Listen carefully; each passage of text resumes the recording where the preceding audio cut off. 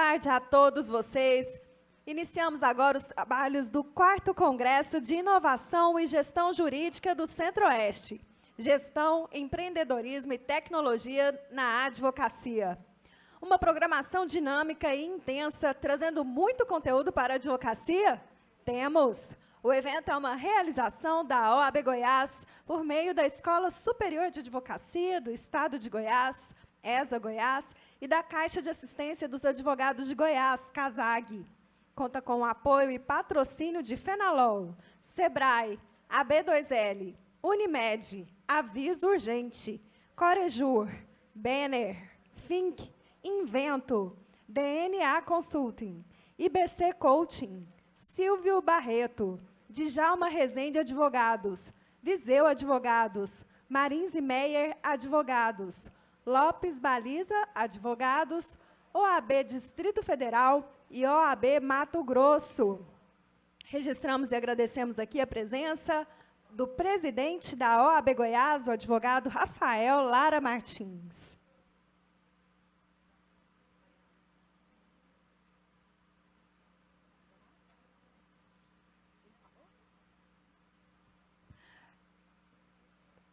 Iniciamos a tarde com a primeira rodada de conversa, que tem como tema Inovação e Transformação Digital na Advocacia.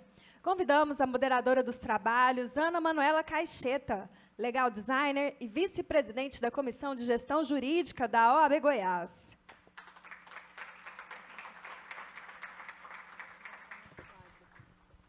Convidamos para participar da roda de conversa Camila Pinheiro, advogada e arquiteta jurídica, Raif Machado, presidente da Comissão de Inovação da OAB Goiás, Renato Mandalite, CEO Fink Soluções, Caio Santos, CEO da Data Lawyer.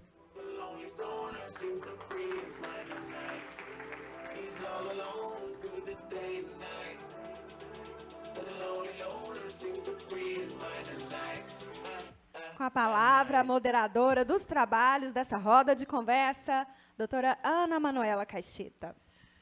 Boa tarde, pessoal. Muito bom estar aqui com vocês nesse congresso. Nosso painel vai falar um pouquinho da inovação, o que é transformação digital. Só para adentrar o assunto, vou falar um pouquinho com vocês sobre o Visual Law, né, que é uma parte da inovação que a gente está vivendo agora também. E muitas pessoas não sabem o que é o Visual Law. E o Visual Law é uma forma do advogado se comunicar de uma forma mais sucinta. A gente tem a percepção, às vezes, pelo termo Visual Law, a gente pensar que é uma peça, um documento com muitas imagens, com muitas figurinhas, né? Mas não é bem isso. A gente estava até conversando, né, melhor dizendo, agora mesmo sobre isso. E o Visual Law, a gente pensa muito na experiência do outro, né? Ou seja, na experiência do cliente, na experiência do usuário, do judiciário. E esse é um ponto da inovação que está chegando no judiciário mesmo, no meio jurídico, que é o legal design. As pessoas fazem um pouquinho de confusão entre uma coisa e outra, mas o legal design é um todo e o Visual Law é um pedacinho disso. Para a gente começar a falar sobre o tema, vou passar a palavra para o Renato Mandalite, que vai falar para a gente um pouquinho sobre transformação digital. Renato, qual o maior impedimento para a transformação digital nos escritórios de advocacia? Bom, em primeiro lugar, boa tarde a todos. É sempre um prazer, Ana, estar aqui em Goiânia, né? Acho que eu estive nos quatro. É um prazer muito grande prestigiar aqui o Dr. Rafael. Parabéns pela gestão à frente da OAB. Eu vou dizer para vocês o seguinte: o desafio maior que um escritório de advocacia pode ter para fazer a transformação digital, eu digo a vocês que é cultural. Ah, mas o que é cultura, Renato? Bom, cultura tem várias definições, né? Tem duas que eu gosto. Tem que falar, cultura é aquilo que a gente faz quando o chefe não está aqui, né? Então, isso é cultura. Ou cultura são aqueles comportamentos errados que a gente tolera. Também é outra definição interessante. Mas cultura é do jeito que a gente faz as coisas dentro do escritório. São as regras escritas e não escritas. Isso, para mim, é cultura, né? Pode estar escrito, A gente sabe, mas pode não estar escrito também, mas a gente faz do mesmo jeito. E o maior desafio, Manuela, é cultura. Por quê? Porque eu falo 10 minutos seguidos ou você vai... Posso seguir com as perguntas depois para você. Tá bom. Faz um bate-bola aqui. Tá bom. O que acontece? A cultura, ela é impeditiva por quê? Porque o sócio do escritório, principalmente o sócio, os líderes do escritório, se eles não estiverem convencidos de que eles têm que fazer a transformação digital do escritório, estagiário não vai fazer, os outros advogados não vão fazer. Então, tem que ter a questão cultural, e essa questão cultural tem que ser comandada pelo sócio. Eu costumo dizer que são 3 elementos, 2 comportamentais importantíssimos, requisitos para a transformação digital nos escritórios. Primeiro é mindset. Os advogados, os colaboradores, todo mundo que trabalha no escritório precisa estar individualmente convencido de que esse é o caminho, de que essa é a nova realidade. É uma realidade que se impõe e precisam transformar digitalmente o escritório. O segundo requisito é modelo de gestão. Modelo de gestão é cultura ágil. Estávamos discutindo no almoço agora, e eu estava contando para o meu amigo ali, desculpa, eu esqueci seu nome, nós nos conhecemos, ele é o próximo palestrante, que o modelo ágil, para mim, foi transformador dentro do escritório de advocacia. O Scrum que nós colocamos, ele foi transformador. Então, esse é o segundo requisito, modelo de gestão. Então, tem mindset das pessoas, modelo de gestão e cultura, que é o mindset individual. Se a cultura, Ana, não tiver implantada no sentido de os valores abraçarem a transformação digital, eu digo a você que os advogados vão perder tempo e dinheiro investindo em tecnologia para transformar digitalmente o seu negócio. Ótimo, Renato. O que os escritórios deveriam desenvolver internamente para contratar terceiros ou para desenvolvê-los o TD, né, transformação digital? Olha, eu trouxe aqui, eu vou responder, eu vou demorar um pouquinho mais para responder essa pergunta. Fique à vontade. Eu trouxe aqui o resultado de uma pesquisa feita pela Samba Digital, Samba Tech, com aproximadamente 100 CEOs de grandes empresas do Brasil. 17% desses CEOs são CEOs de empresas que faturam mais de 1 bi. E o resultado é o seguinte, 45,7% dessas empresas já estão implantando transformação digital nas suas empresas. 30,5% estão desenvolvendo. E apenas 1,9% não possuem planos para implantar a transformação digital. Né? Então, assim, é uma realidade, ela está se impondo. Aí a gente fala assim, mas o que tem isso a ver com a advocacia? Se a gente pegar a advocacia tradicional, né, e eu não tenho nada contra ela, mas é um modelo, a advocacia tradicional se funda basicamente em 3 pilares. Né? Pessoas tecnicamente capacitadas. O segundo pilar, relacionamento, não é? Escritório de advocacia precisa ter relacionamento, precisa se relacionar bem, precisa se relacionar com pessoas relevantes, porque você precisa trazer clientes para o escritório, você precisa falar com o juiz, você precisa ir até os tribunais, você precisa ser recebido. Então, você tem pessoas tecnicamente capazes que têm relacionamentos relevantes. E, por fim, reputação. O escritório tem que ter uma boa reputação, o profissional tem que ter uma boa reputação. Senão, não vai ter cliente, ou vai ter um tipo de cliente. Mas tem que ter uma reputação boa. E a transformação digital? Como é que isso se interage com esses 3 elementos? É a incorporação de tecnologia. Eu, de maneira muito audaciosa, né, quando eu fui convidado aqui para participar desse evento, eu tentei fazer uma definição de transformação digital para escritórios de advocacia. E eu escrevi, e eu vou ler para vocês, se vocês me permitem, eu vou ler, mas eu vou lendo para ver se vocês concordam comigo.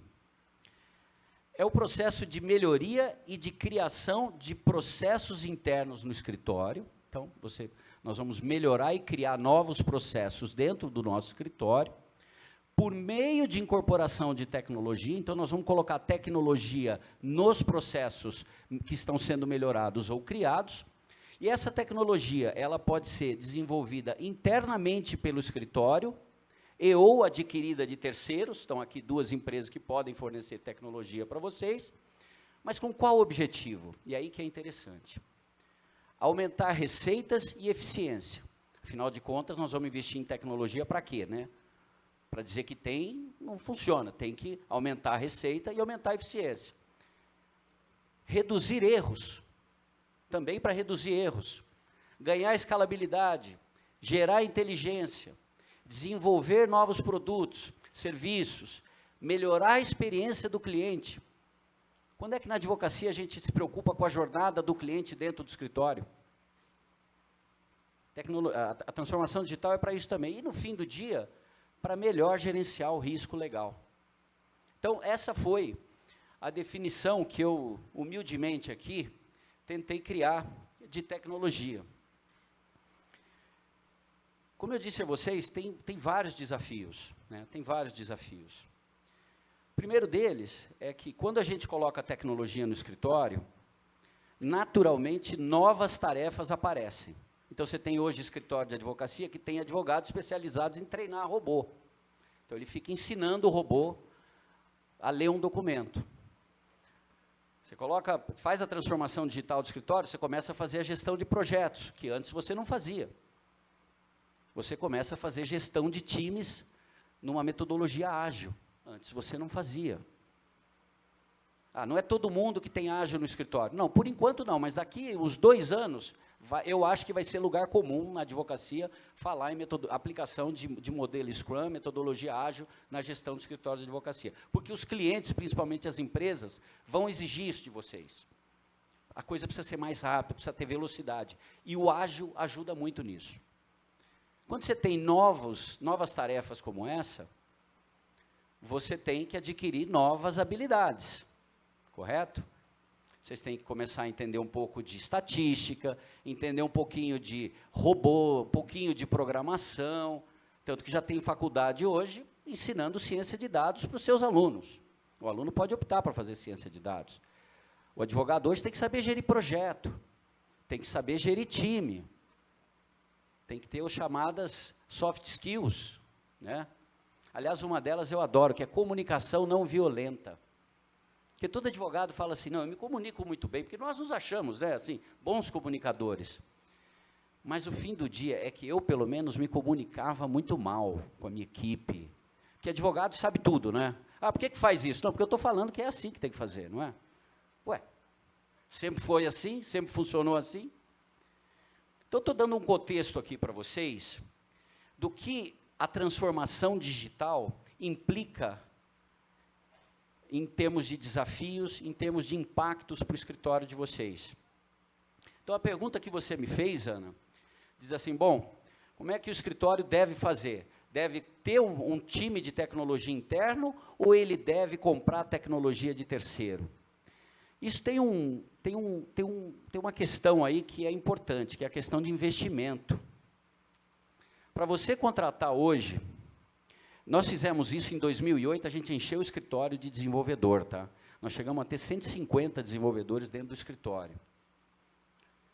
E se vocês perguntaram para mim, pô, valeu a pena, valeu a pena? Bom, deve ter valido, eu cheguei até aqui, mas foi muito complicado, tá? Foi muito complicado, é um investimento muito grande, muito alto. E é muito difícil gerenciar esse pessoal. Eles são diferentes. É uma cultura, é um pessoal diferente. E outra, eles estão fazendo uma coisa que a gente não sabe fazer. A gente não aprendeu na faculdade como entender um código, ver se o código está certo ou está errado. Isso é uma dificuldade muito grande. Então, se eu tivesse hoje um escritório de médio porte, talvez eu não começasse a formar um time dentro de tecnologia para fazer as minhas soluções. Tá? Eu ia experimentar contratando de terceiro, ou contrataria uma ou outra pessoa para fazer um robô para mim, para eu entender como é que é. Agora, antes de sair contratando, eu vou dizer a vocês, é preciso ter um plano de negócio. O que vocês querem com isso? Onde é que vocês querem chegar? Qual é a dor do cliente que vocês querem resolver? Porque não adianta sair contratando aí para dizer que tem no escritório desenvolvedor e achar que é bacana, vai perder dinheiro. Vai perder dinheiro. Então, em primeiro lugar, Manuela, é preciso ter um plano. Se não tiver um plano de negócio bem endereçado, e começando pequenininho, bom, qual é a dor do meu cliente que eu quero resolver? Ah, eu quero resolver essa dor aqui. Ah, ok.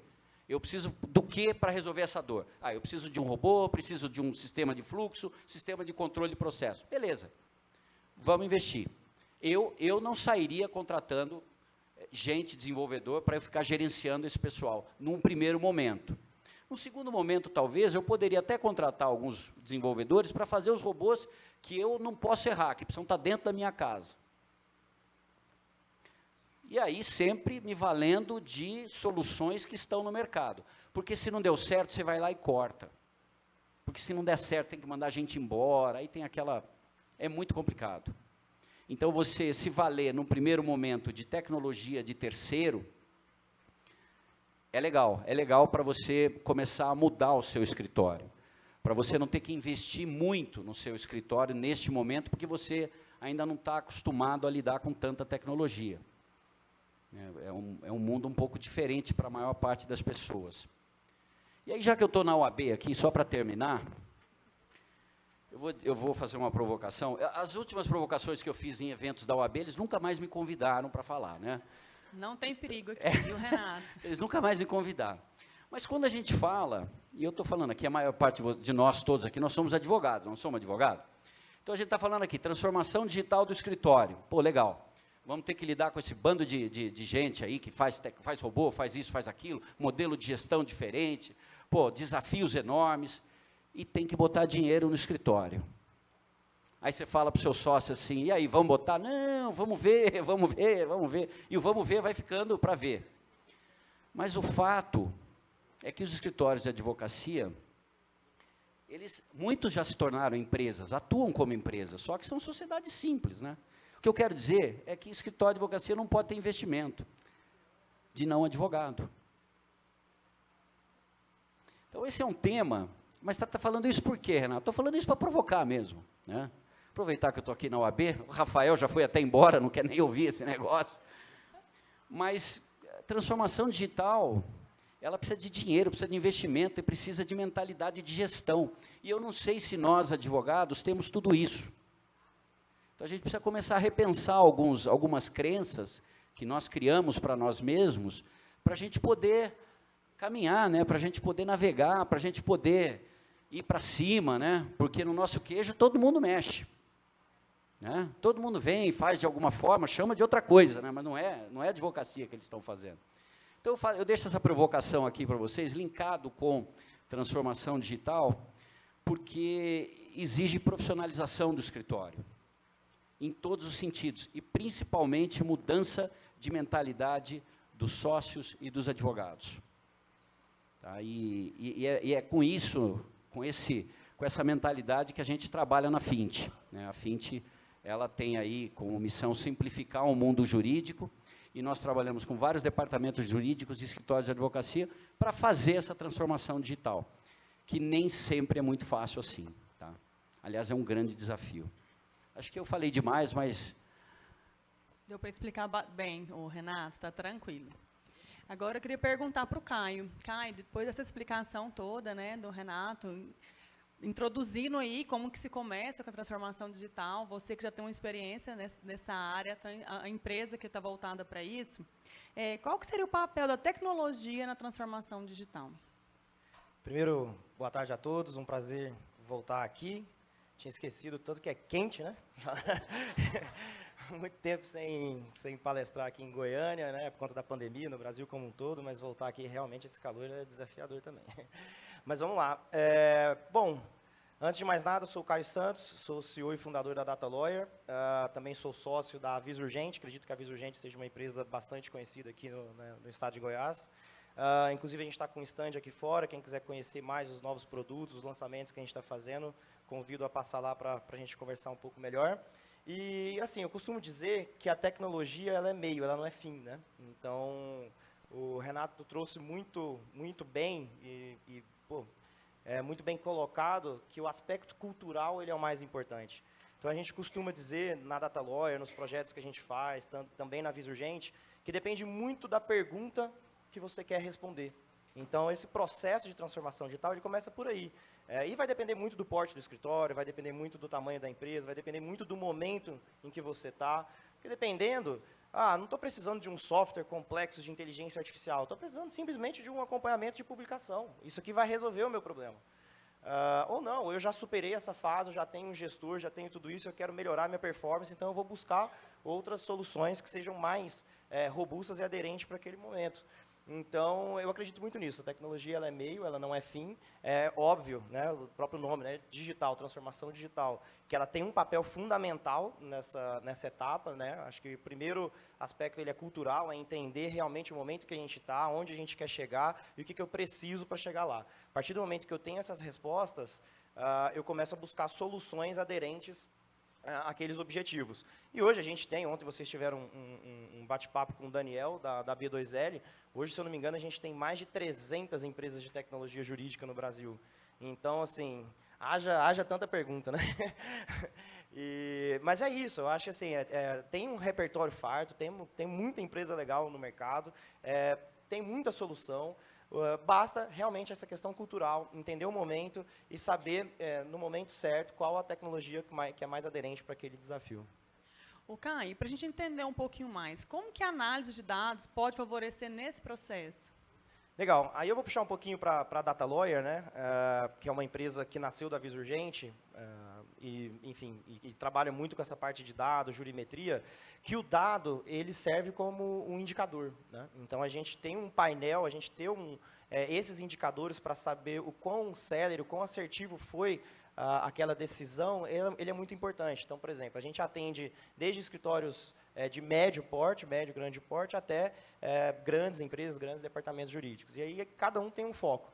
Tem escritórios que buscam a gente para auxiliar na captação de clientes, melhoria de estratégia de marketing jurídico, e aí a gente coleta todas aquelas informações a partir daquela estratégia, a gente estrutura todos aqueles dados para gerar um BI, para mostrar um indicador se a gente está ou não no caminho certo. Então, um exemplo que a gente traz bastante de empresa, que trabalha com política de acordo, melhoria de provisão, é você ter um dashboard ali, poxa, eu tinha muito problema de hora extra com o cargo operador. Então, a gente foi aqui, mudou o contrato de trabalho, a gente melhorou uma política aqui interna da empresa e vamos utilizar a tecnologia para analisar a médio e longo prazo se realmente aquela ação teve resultado, teve respaldo. E aí o dado ele serve realmente para monitorar esse processo de transformação digital. Claro que aqui a gente está falando de uma realidade, né, Renato, de pouquíssimos escritórios e empresas que já estão nesse nível, que já estão buscando esse tipo de solução, porque aí já uma etapa bem avançada desse processo de transformação digital. Então, eu volto ali no início mesmo, onde eu falei que primeiro entender o momento que a gente está para depois escolher a solução. Eu acredito que a tecnologia ela veio para ficar, ela é essencial.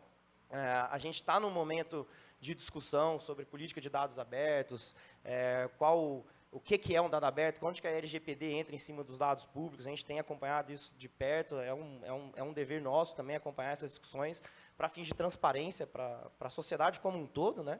E o dado, ele entra assim, ele entra para transparência, para diversas perguntas. Então, é a transparência para a sociedade como um todo, é a transparência do meu processo de transformação digital, se eu estou avançando, se eu não estou dentro do meu objetivo. A gente tem cases de escritórios que utilizam a nossa tecnologia para a captação de clientes, então a gente consegue monitorar se tem dado certo ou não, qual o tipo de demanda que tem aumentado por determinado estado, qual o tipo de demanda que tem aumentado para a atividade econômica. Então, é a tecnologia auxiliando e favorecendo esse processo de transformação digital. Caio, não estava lendo o nosso script aqui, mas deixa eu te perguntar. Os pequenos escritórios, né, eles precisariam ter uma informação básica para saber se eles coletam qual dados que ele precisava para escolher a transformação digital dentro do escritório. Ele tem que ter um mínimo de dados para poder fazer isso, ou eles podem simplesmente contratar uma empresa, né, igual você tem uma empresa, o Renato também tem, que faria essa análise para eles. Aí é isso, aí depende muito do foco. Se o foco for a captação de cliente, aí tem muita plataforma de Big Data, não só a nossa, como outras também, que vai ajudar nessa estratégia. Né? Então, a gente vai pesquisar ali por região, por atividade econômica, o que está tendo mais demanda, menos demanda, para ter essa definição e essa assertividade na estratégia. Agora, normalmente, um escritório de pequeno porte, Para fazer a análise interna, normalmente não se tem tanto dado, né? Pelo volume e tudo. Então, um ERP, né, um bom ERP, vai auxiliar nesse processo, você vai ter um bom acompanhamento processual, você vai conseguir já ter alguns indicadores ali da sua base, e conforme você for crescendo, aí realmente se faz necessário, pelo menos na nossa visão, a gente sabe que ainda não é a realidade de todos os escritórios, mas na nossa visão, a gente acha, né, eu acredito que é necessário, é vital para ganho de performance, para se manter no mercado, você utilizar outras tecnologias com dados, inteligência artificial, para que você consiga ganhar mais performance, enfim, e prosperar na carreira. Então, o escritório, é importante que ele, desde o começo, já comece a ter uma noção disso, né? De quais dados que ele precisa ter, de saber que ele tem que ter uma base, de estudar o tempo do escritório, o que o escritório precisa, qual que é o foco do escritório, né? Então, desde o início, exatamente, é importante já começar com isso, mesmo que não esteja usando algum software, alguma coisa nesse aspecto, né? Exatamente, e é isso. A tecnologia ela está para diversas fases. Acho que é isso que a gente tem que ter em mente. E tem que ter em mente também que tecnologia não é gasto, ela é investimento. Depois de superado a etapa cultural, depois de entender isso de fato. Preciso entender que a tecnologia é um investimento, que eu estou utilizando ela para chegar a um lugar. E como o Renato comentou, um escritório de pequeno porte, médio porte, na minha opinião, não faz sentido você ter uma equipe interna, sabe? Você vai gastar demais, vai fazer um investimento, talvez você não vai chegar naquele resultado, já que tem empresas que são especialistas, que vivem disso, né? Que estão aqui para fazer isso, para auxiliar. Então, é mais fácil você buscar soluções no mercado, tem muita solução bacana, a gente tem a B2L ali, como eu falei, com mais de 300 startups associadas ali. E é isso, então vai depender muito do momento. O escritório de pequeno porte, começar com acompanhamento processual, com ERP, já vai ter uma gestão melhor, já vai conseguir ter mais tempo para lidar com seus clientes, para fazer captação, estratégia de marketing jurídico. Hoje a gente sabe que o advogado ele tem que ser multifuncional, né? Ele tem que estar em diversas áreas, não dá para ele ficar só na parte técnica jurídica, ele tem que estar presente no marketing, ele tem que estar presente em eventos, igual vocês estão fazendo aqui, buscando conhecimento. Então, assim, ter o suporte da tecnologia nesse início, já para ter o acompanhamento processual, para ter um bom ERP, para fazer aquela gestão, e você ter tempo para buscar mais clientes, para buscar mais conhecimento, ele é vital. E aí, conforme você vai crescendo, você vai trazendo mais soluções, a depender também do porte e da necessidade de cada escritório. Aí a gente tem plataformas de ODR, de mediação online, que é um nicho legal de se trabalhar também, aí a gente tem a parte de jurimetria, enfim, aí a gente tem um leque bem extenso, que vai depender muito da demanda e de onde, né, aquele escritório quer chegar, aquela empresa, aquele departamento jurídico quer chegar. Né? Obrigada, Cara. Nós estamos falando muito de transformação digital, mas vamos chegar um pouquinho na inovação, né? Porque a transformação digital não deixa de ser uma inovação para os advogados. E a Raif, que é a presidente da Comissão de Inovação aqui da OAB, poderia explicar para a gente um pouquinho, Raif, o que seria inovação e o que é inovar para a advocacia? Seria só essa parte de transformação digital? O que mais que pode ser inovado dentro da advocacia? Maravilhoso. Boa tarde, gente. Está todo mundo aqui comigo? Está todo mundo conectado? Deixa eu fazer um negócio aqui. Deixa eu testar se vocês estão conectados. Quem está comigo, bate uma palma. 2 palmas. Ok, obrigada, obrigada. Está todo mundo conectado comigo. Isso é inovar. A minha ideia, porque quando ele falou assim, olha, você tem que ter um objetivo. Qual que era o meu objetivo? Mexer com vocês. E saber se vocês estavam conectados. Inovar é isso. O que eu quero? O que eu quero fazer? E o seguinte, gente, quando a gente vem num congresso desse, que a gente fala sobre metaverso, a gente fala sobre tecnologia, e a gente faz um inveja, o que é? Olhar para dentro e pensar assim, meu Deus, como que está lá no escritório? Não consigo fazer isso. Inovar, gente, não é criar nada do nada. Aliás, isso também é inovação disruptiva. Mas inovar é isso aqui que eu fiz com você. Eu saio do padrão, eu não mudei nada, eu não mudei o cenário, não mudei as pessoas e fiz algo. Por exemplo, lá no escritório nós assinamos Conta Azul para fazer a gestão financeira. A gente já inovou tecnologicamente. Só que isso já é inovação. Tem mais algo que eu posso fazer? Tem. Quando eu melhoro esse processo de imputar informações no sistema, estou inovando de novo. Então, a inovação que eu quero trazer para vocês, que eu quero que vocês entendam, é essa. Não é sair daqui para o extraordinário, que também é, mas o mais simples para a gente entender que é possível inovar na advocacia, é a gente pensar que, quando eu dou um passo, além desse que eu tenho, além do lugar que eu estou, quando eu simplesmente bati palma, eu mexi algo, eu inovei. Quando eu assinei um sistema de gestão, eu contrato o Lises, Astreia, Aviso Gente, e eu coloco os dados dos meus clientes, as informações ali, eu já estou inovando. E viu que não é nada de extraordinário. Aliás, extraordinário sim, porque dói demais você passar pelo processo de informatização. Mas isso já é inovar. Quando você sai da ficha e vai para o Excel, você já está inovando. Então, inovar é um passo além de que você está. Por isso, eu respondo essa pergunta várias vezes. É possível inovar na advocacia? Claro que é. É possível criar o procedimento. Nós fizemos no escritório, criamos o POP, procedimentos para enviar e-mail, para conversar, para poder fazer todo o trabalho que nós fizemos, nós já estamos inovando. A partir de agora, o que a gente quer? Nós estamos montando um espaço onde eu posso, com um clique, encontrar todos os procedimentos operacionais padrões. Então, o que é isso? Inovar novamente. A ideia, gente, principalmente aqui, né, com tudo isso que a gente está fazendo com o Congresso, e lá na Comissão de Inovação, puxando um pouquinho de sardinha para nós, né, é o quê? Desmistificar a inovação para a advocacia. Tirar essa dor e essa distância que tem entre a inovação. Inovar é você mudar a forma de contratar, mudar a gestão do time. Hoje, no escritório, por exemplo, nós trabalhamos 4x1. Trabalhamos 4 dias e fazemos treinamento e auditoria num dia. E isso é inovar. Inovar a forma de gestão. Porque a gente entende, ele falou sobre cultura, a gente entende, nossa cultura aqui, nós precisamos de treinar. Quanto mais treinados, tem gente que fala assim, pô, mas você gasta um dia. E quando as pessoas entram no escritório, falam assim, vou ficar um dia aqui fazendo o quê? Aí depois vê o quanto o trabalho se torna eficiente a partir de um dia de treinamento e um dia apenas, em que não preciso passar 4 dias treinando nem tirando dúvidas. É o dia das dúvidas, é o dia de melhoria. Quando eu faço inovação implementando tecnologia, e não contratar 150, que ele disse?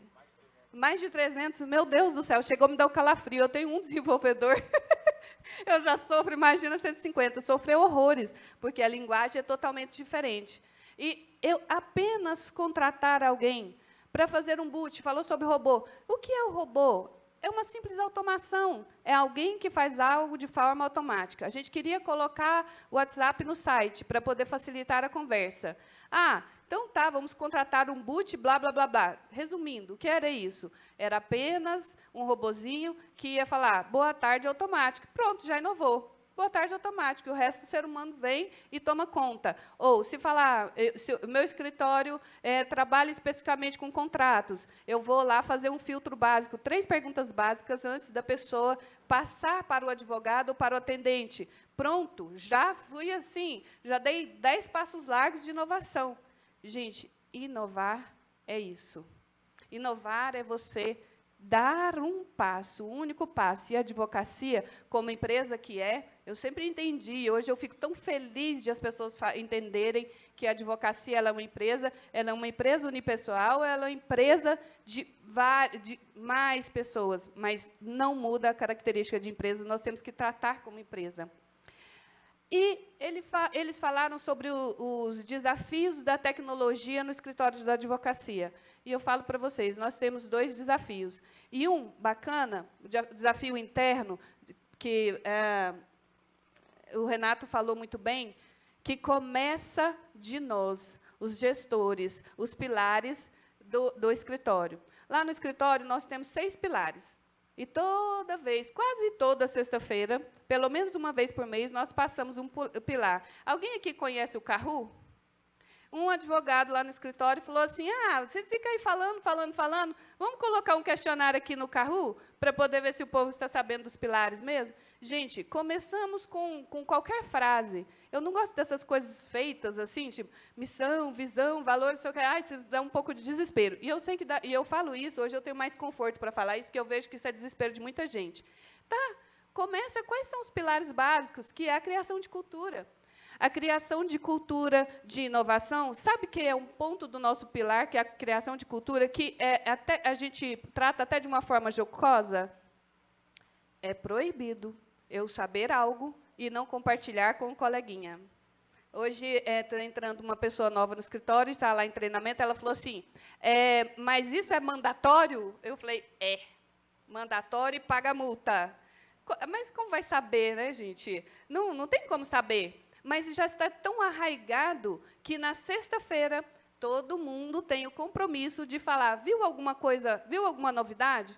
Tanto é que a moça do financeiro que está saindo, ela disse assim que amou a moça que está entrando só um dia. No dia que ela entrou, nos outros dias, tudo ela disse, odio você. Ela passou 3 dias treinando ela, odio você. Porque trabalhos que ela fazia durante uma semana, ela lançou num Excel, imputou no sistema do Conta Azul e fez em 5 minutos. Isso é inovação? Isso é ela se sentir confortável, porque quando falaram para ela que é obrigatório compartilhar algo que eu sei a mais do que você, porque eu domino o Conta Azul? Não, eu só sei colocar a planilha no sistema. Vem cá, gente, é assim que faz. Ó. Aí o que o pessoal já está falando?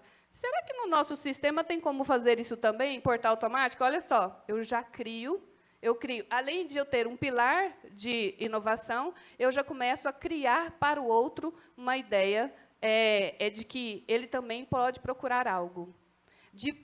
Mas eu não sei sobre o Excel. Não, mas eu encontrei esse curso aqui, gratuito na internet. Isso é inovação. E compartilhar isso é inovador. Porque nós entendemos, a gente tem uns peixinhos que a gente compartilha através de planilhas, formulários do Google. O que é esse peixinho? É uma gratidão que eu tenho que ter aqui, nesse momento, com a Manuela. Não posso falar assim, Manuela, muito obrigado pelo congresso. Não, tem que ser uma gratidão, uma coisa específica. Você, no momento em que eu fui fazer uma petição, você me ajudou em algo específico que eu não sabia. Eu não sabia acessar o sistema, eu não sabia, eu esqueci a senha de alguma coisa e ela ajudou. São gratidões específicas. Gente, vocês têm noção o quanto essa pequena ação promoveu várias inovações dentro do escritório? Isso é inovar. Então, essa é a inovação interna. Agora, o que é uma inovação externa? Inovação externa é você olhar para fora e andar do lado de fora do seu mundo para poder você buscar qualquer coisa que te traga algo que faça sentido dentro do que você é. Estar aqui num congresso, porque aqui, gente, a missão de todos nós é o quê? Plantar sementes. Sementes para que vocês, a partir daqui, comecem a procurar. Então, inovação é você participar do congresso. Inovação externa é você ter um presidente com a mente aberta e que fala assim, nossa, que legal, gostei, curti, vai lá, vai atrás. Falando sobre metaverso, vai atrás, traz para o pessoal, traz de forma fácil. Olha, eu estou pensando em criar isso. Beleza, vai atrás, mas traga sempre preocupado com a linguagem da OAB, com as regras que têm que ser criadas. Inovação é eu saber quais são os fóruns, ou lá no Sebrae, o que tem. Gente, eu fui num evento no Sebrae que veio um palestrante de Barcelona falando sobre um conjunto de ecossistemas. Como foi que ele criou o conjunto de ecossistemas? Aquilo me deu vários insights. Inovação é você também, externa, é você participar de algo que não tem nada a ver com a advocacia e, de repente, você trazer vários insights que cabem exatamente no seu escritório, na sua vida, ou te dê um site para poder você alterar um sistema, algo, um processo, uma forma que você faz algo, ou uma forma que outro traz algo. Então, inovar não é nada de extraordinário, é um passo além. Inovação interna, tudo isso que acontece aqui dentro e criar uma fala, uma frase que abre a mente de todos para trazer e compartilhar, e a inovação externa eu procurar lá fora. Tanto que está relacionado comigo, como coisas totalmente disruptivas. Um dia o Murilo Gun, ele tem cursos de criatividade, ele falou assim, olha, eu fui num congresso de robótica, sei nada sobre aquilo, mas me deu tanto insight sobre o que eu faço na minha vida. Então, é sobre isso, gente, sobre os congressos de robóticas da vida, sobre a feira de ciência da astronáutica, mas algo que trará insights para nós. Raif, muito obrigada pela sua exposição de inovação. Pelo comentário da Raif, inovação seria que você começar a tratar seu escritório como uma empresa, né? Camila, então vamos seguir no tema de inovação aqui. Para que serve a inovação jurídica? Eu vou te fazer uma relação de perguntas diretas aqui, que você fica à vontade para responder qualquer dúvida, a gente retoma. E qual que seria a relação da inovação com a tecnologia? Já falamos da transformação do digital com a tecnologia e da inovação. O que seria isso? O que a gente pode fazer de inovação jurídica para destacar na advocacia? Boa tarde, então, pessoal. Eu estou me segurando aqui na cadeira desde a fala do Renato, porque eu quero pegar carona na provocação que ele fez. Só que, ao contrário dele, eu não tive a coragem de trazer inicialmente essa provocação. Então, eu falei, já que ele falou, eu vou falar também. Eu sou aqui da UAB Goiás, quem sabe eles não me expulsam, né? Vamos ver. Primeira vez que eu estou falando presencialmente sobre inovação jurídica no palco da UAB Goiás. Estou mais acostumada a falar presencialmente sobre inovação fora, São Paulo, Rio Grande do Sul. E estou feliz de a gente estar impulsionando esse tema e vendo cada vez mais esse tema chegar ao interesse da advocacia goiana. Mas vamos lá, a provocação do Renato foi, será que investimentos externos, coisas de fora da advocacia, profissionais que são de fora da advocacia inseridos no ambiente jurídico, eles não podem trazer um certo benefício, uma inovação, um crescimento?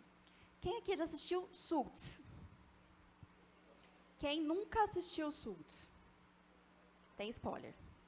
Sinto muito, neste momento tem spoiler da série. A dona, que é a secretária maravilhosa que eu queria ter lá no meu escritório, numa determinada temporada, ela pede para virar sócia da banca. Não é verdade? Acontece que a dona é advogada? Gente, aquela mulher sabe tudo daquela firma.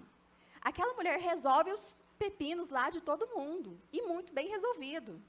Então, qual seria o ganho lá para a firma, que eu não vou nem falar o nome, porque mudou várias vezes ao longo da série, de ter a dona como sócia daquele escritório de advocacia? E aí, por que eu estou falando isso e pegando o gancho ali na provocação do Renato, invertendo até toda a ordem aqui da minha fala?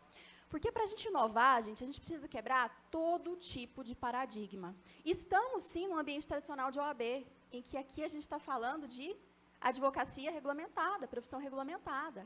Mas até quando será que esse paradigma de que só os advogados podem exercer, ou podem ser sócios, ou podem trazer benefícios para a prestação de serviços jurídicos, até quando isso vai se manter? Reino Unido já acontece. Nos Estados Unidos, tem pelo menos 2 ou 3 estados que têm programas de sandbox regulatório. O que é isso? Um experimento na regulação da profissão para que pessoas que não são advogadas se tornem sócios dos escritórios de advocacia. Então, eu abro aqui com esse spoiler, sinto muito para quem não assistiu, e com a fala, né, que eu acho que é importantíssima. Para inovar, nós temos que quebrar todo tipo de paradigma. Parar de torcer o nariz para o novo e, peraí, não, deixa eu investigar, deixa eu entender, deixa eu pensar num outro ponto de vista aqui. Posso não concordar agora, posso ter que refletir mais tempo, mas eu vou estar aberto para pensar a respeito disso. Primeira pergunta que a Ana Manuela fez aqui, então, foi sobre para que serve inovação jurídica. E eu pedi, né, para ela fazer essa pergunta, foi um pedido, na verdade, porque desde quando eu comecei a falar de inovação jurídica, a coisa que eu mais escutei foi: inovação jurídica não serve para nada, é falta de você ter um código de processo civil para ler. Vocês concordam? Então, para que serve, gente, a bendita da inovação jurídica? Aí eu falo para vocês, e eu posso provar, inovação jurídica não é perfumaria. É item de sobrevivência no mercado em que a gente vive hoje. E por que eu falo que eu posso provar? Em 2020, a FGV Direito São Paulo realizou uma pesquisa com líderes de inovação jurídica do Brasil para entender, né, o crescimento da liderança jurídica, da liderança de inovação jurídica e como o mercado estava se comportando. Resultado: vocês encontram o relatório dessa pesquisa no site da FGV Direito São Paulo, tá? Foram entrevistados 27 líderes de inovação no Brasil, a maioria da região sudeste, 2 aqui de Goiás. Eu fui uma dessas entrevistadas aqui de Goiás. E a partir da análise das respostas, do que essas pessoas fazem no dia a dia delas, o que faz um líder de inovação jurídica? Com o que ele trabalha? Ele advoga mesmo, né? A partir da análise dessas respostas, eles chegaram a alguns objetivos da inovação jurídica mencionados por essas pessoas que vivenciam isso. Então, por que eu vou provar agora que serve para alguma coisa assim? Olha só quais são os objetivos da inovação jurídica. Prospecção de mais negócios, projeção da marca jurídica, transformação digital, redesenho de fluxos, ganho de eficiência. Uma coisa essencial que a gente estava discutindo agora na van, né, no almoço.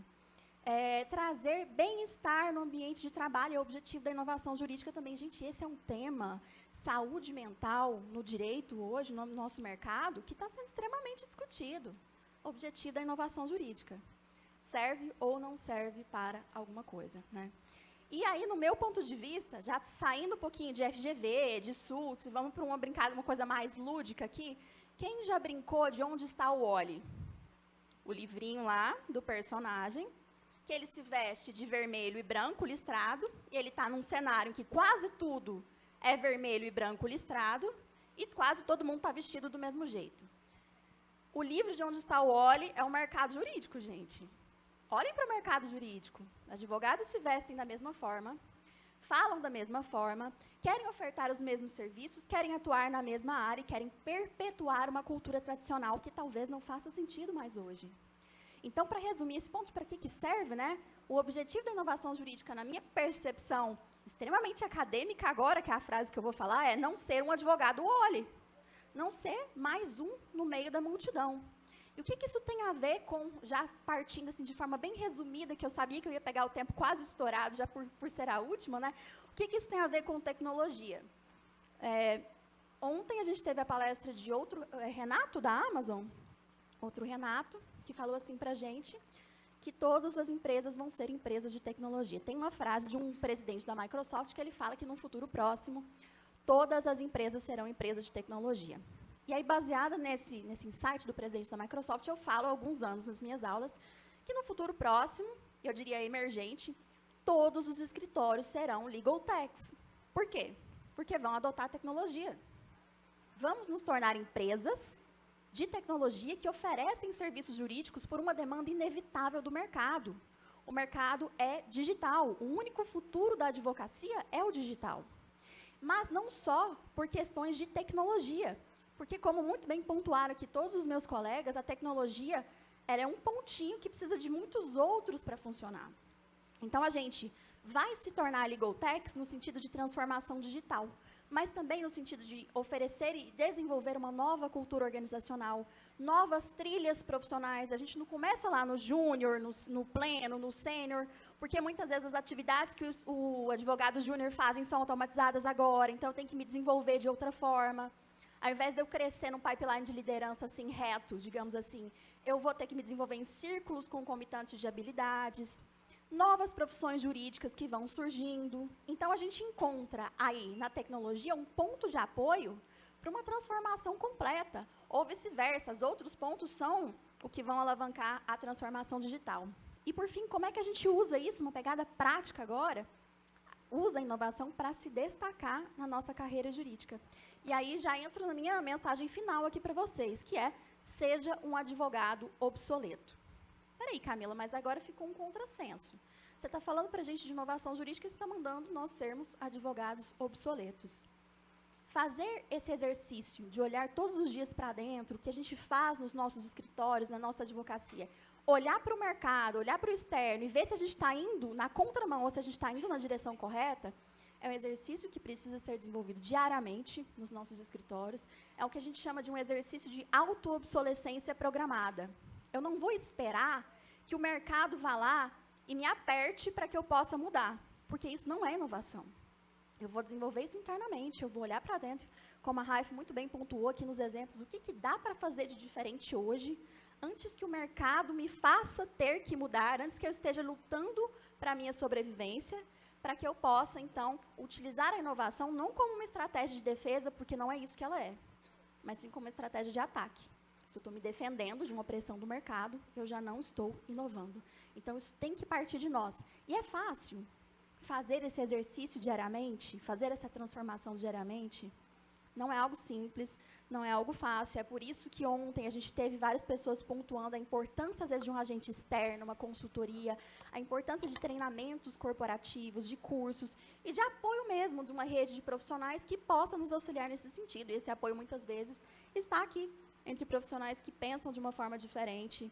E, por isso, a gente consegue crescer um pouco mais e levar, né, dar as mãos para levar essa inovação à frente nas nossas empresas, nos nossos escritórios, porque geralmente a gente é taxado de louco. E estamos aqui, todos nós, para poder dar esse apoio para vocês também. Muito obrigada, Camila, pela sua exposição. Foi um pouquinho rápido, né? Mas para a gente não atrasar um pouco mais o congresso, que já estamos um pouquinho atrasados, a gente não vai poder abrir para perguntas, mas aqui a gente tem o QR Code de todos nós. Qualquer dúvida que vocês tiverem, quiserem perguntar, pode acessar por aqui. E agradeço a presença de vocês aqui, do Renato, do Caio, da Raif, sua, Camila. Muito obrigada pela exposição aqui. Em agradecimento aos painelistas, convidamos os anjos para entregar os certificados de participação e uma lembrança desse 4º Congresso de Inovação e Gestão Jurídica. Convido Jaqueline, Tainara, Luiz Sérgio, Marielle, Vinícius.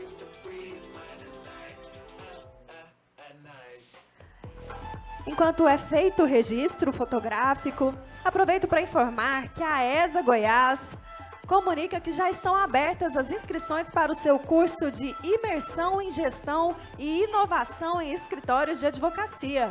São 60 horas de imersão para quem quer gerir de forma eficiente a sua carreira.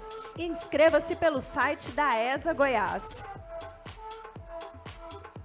Atendendo a pedidos, aproveito para passar também o contato do Instagram da nossa painelista, Érica Siqueira. Acesse @ericasiqueira.consultoria.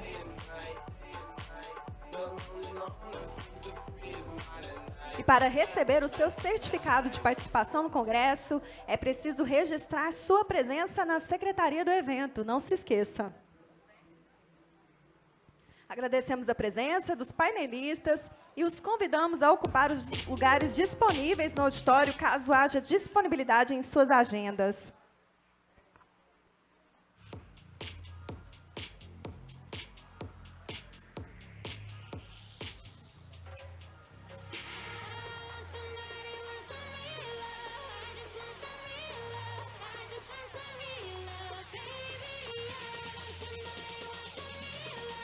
Lembrando que, ao final do dia, teremos vários sorteios de livros, ingressos para a Fenalol,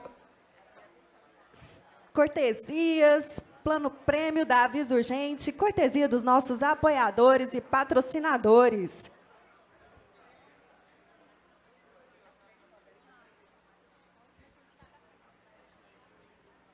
Pessoas e ambiente digital.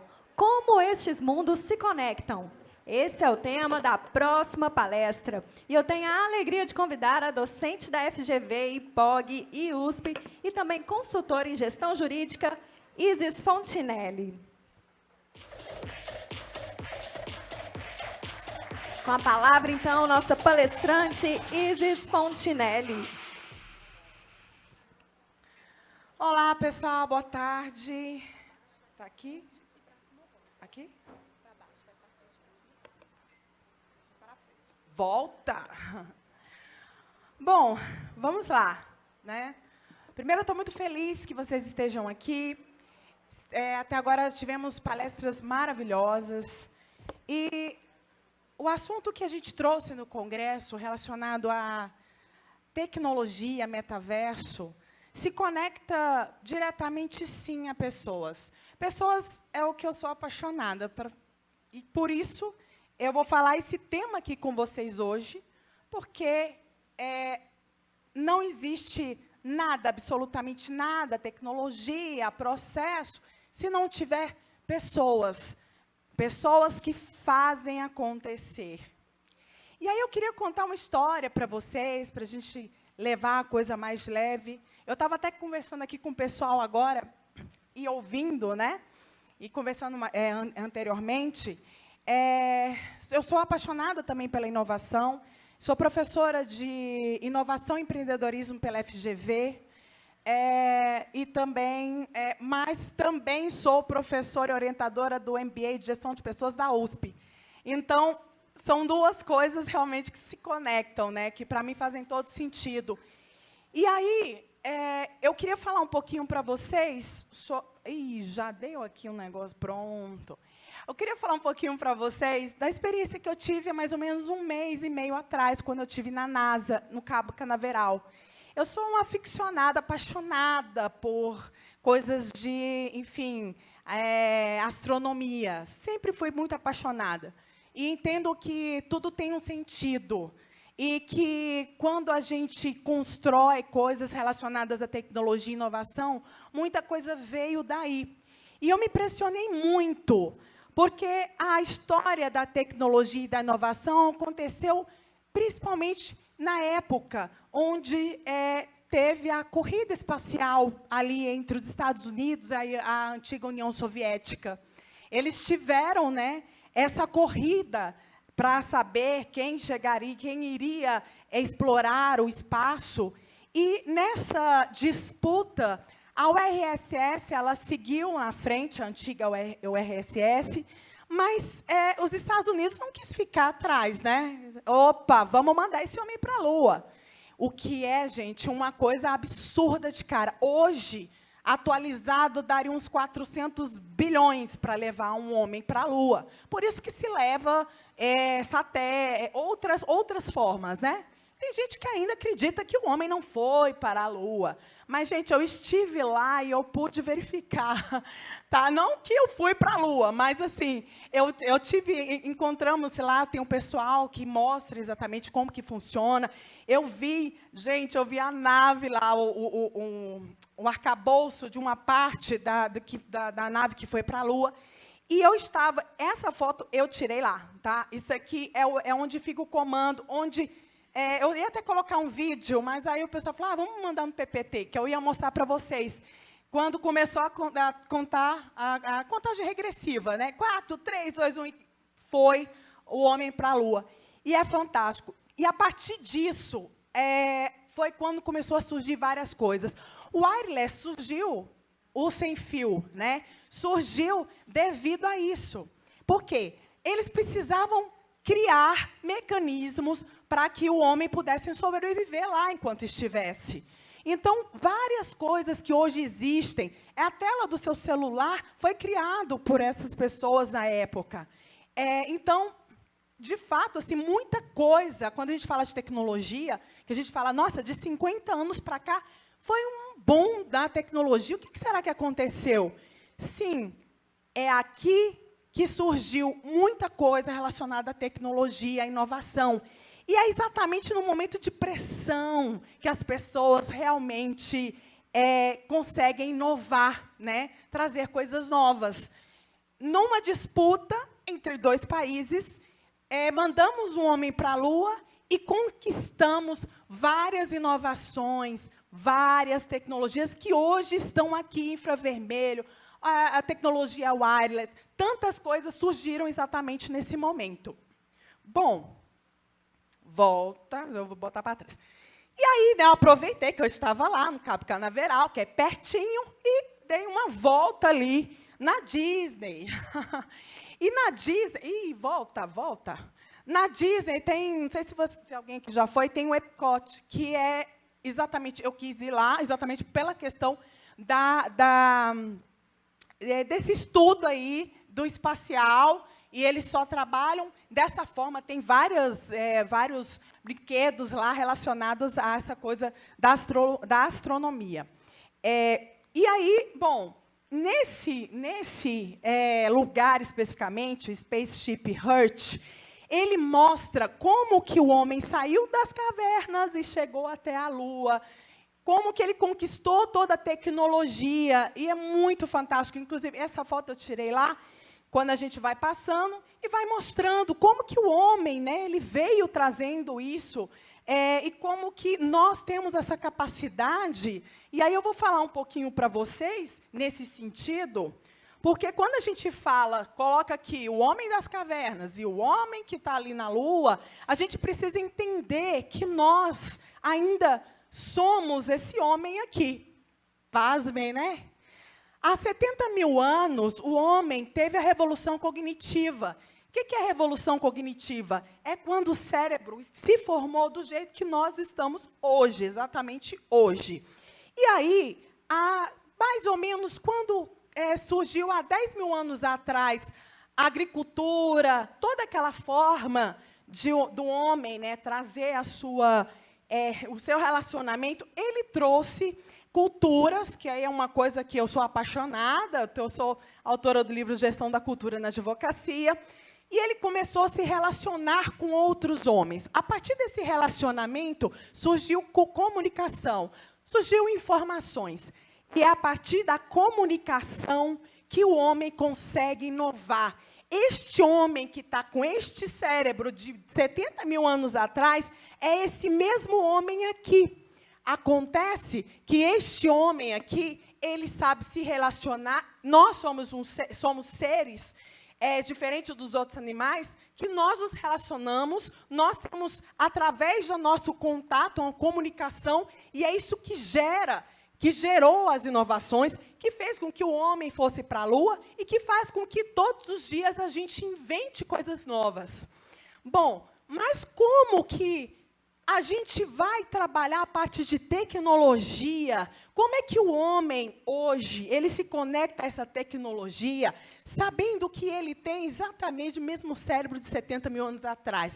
Aqui eu não vou entrar em questões religiosas, só que nós, seres humanos, temos algumas limitações. Independente da crença que você acredite, nós, aqui, corpo carnal, aqui na Terra, nós temos uma limitação.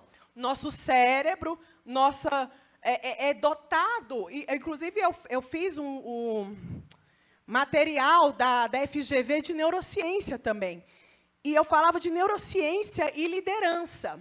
E como que o ser humano, que tem essa capacidade de 70 mil anos atrás, ele consegue hoje trazer para o seu ciclo essa questão da tecnologia, e quanto que a gente influencia em relação a isso. E aí eu queria falar para vocês que na revolução cognitiva de 70 mil anos atrás, porque o Homo sapiens, ele surgiu ali por volta de 100 mil anos atrás, mas foi há 70 mil anos que teve a revolução cognitiva, e há 10 mil anos que ele criou cultura. Isso aí, inclusive, eu vou indicar um livro para vocês que fala um pouquinho mais sobre isso, que é super legal, que é do Yuval Noah Harari, que é o Homo sapiens. E essa capacidade de dialogar e de explorar o pensamento para além do objeto, o homem é o único que tem essa capacidade. Homem, quando eu falo os homens, mulheres. Bom, então, se eu imaginar falar para vocês imaginarem um elefante rosa, provavelmente vocês vão imaginar um elefante rosa. Se eu falar para a minha cachorrinha Lady, que está em casa, um elefante rosa, ela não vai ter essa capacidade de imaginar um elefante rosa. Então, nós temos essa capacidade de criar. E é isso que nos faz ainda diferente a tecnologia. A tecnologia ela já está tendo capacidade, ela vai ter capacidade para isso. Mas, hoje, o que nos diferencia é exatamente a capacidade de criar. E, ao criar, a gente consegue inovar. A gente não consegue inovar sem ser criativo, sem expandir a nossa mente para a criatividade. E nós vamos perdendo essa criatividade ao longo do tempo. Não porque eu estou ficando mais velho e vou perdendo a criatividade, mas é exatamente porque eu vou perdendo o espaço, aquele espaço. Eu até brinco um pouco com os meus alunos da FGV sobre criatividade, que eu levo eles para trabalhar um pouquinho, como quando era criança mesmo, que se trabalhava, a gente desenhava um ao outro, e aí achava lindo, né, e mostrava ali para os nossos pais. E hoje, a gente tem vergonha de muita coisa. E essa limitação faz com que nossa criatividade diminua. O medo de falar algumas coisas. Então, tudo que limita a gente faz com que a gente não inove. Bom, então, essa capacidade de transmitir informação de algo que não existe no mundo físico, isso é uma capacidade que nós, seres humanos, temos. Bom, e aí, quando a gente fala da tecnologia e como que ela influencia o ser humano, falando de uma forma mais... a própria neurociência explica como que isso se conecta. A gente sai da realidade, o nosso cérebro ele entende, né, ele entende uma forma que você realmente está vivendo aquilo. Então, o metaverso hoje, as pessoas sempre falam muito para mim, Isis, como que o metaverso vai impactar? Isso aí é uma foto que eu estive lá na NASA também. Você vai fazer uma viagem espacial. Inclusive, existe hoje viagens espaciais. Você paga uma bagatela aí de 600 mil a alguns milhares de dólares para você ir para o espaço. Inclusive, o Elon Musk está desenvolvendo e trabalhando isso. E são as empresas hoje, as grandes startups que estão trabalhando essa questão da exploração espacial.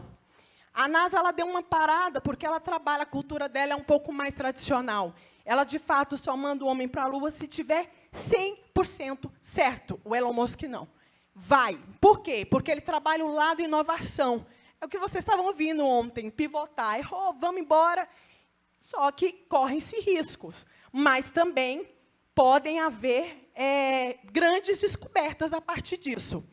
Bom, e aí, como que funciona essa conexão do ser humano com essas máquinas? Então, eu entro aqui, apago a luz, aparece uma tela na minha frente, e nessa tela eu vou para o espaço. Eu fui para Marte, então tem todos os sentidos, você trabalha todos os sentidos, e eu estou mostrando isso aqui para dizer para vocês que o metaverso é mais ou menos esse sentido aqui. Ele trabalha a realidade virtual, ele trabalha de uma forma onde você sinta que você está aqui, está conversando com uma pessoa, você vai para Nova York, você vai para Londres, vai ter uma reunião com alguém de um outro lado do mundo.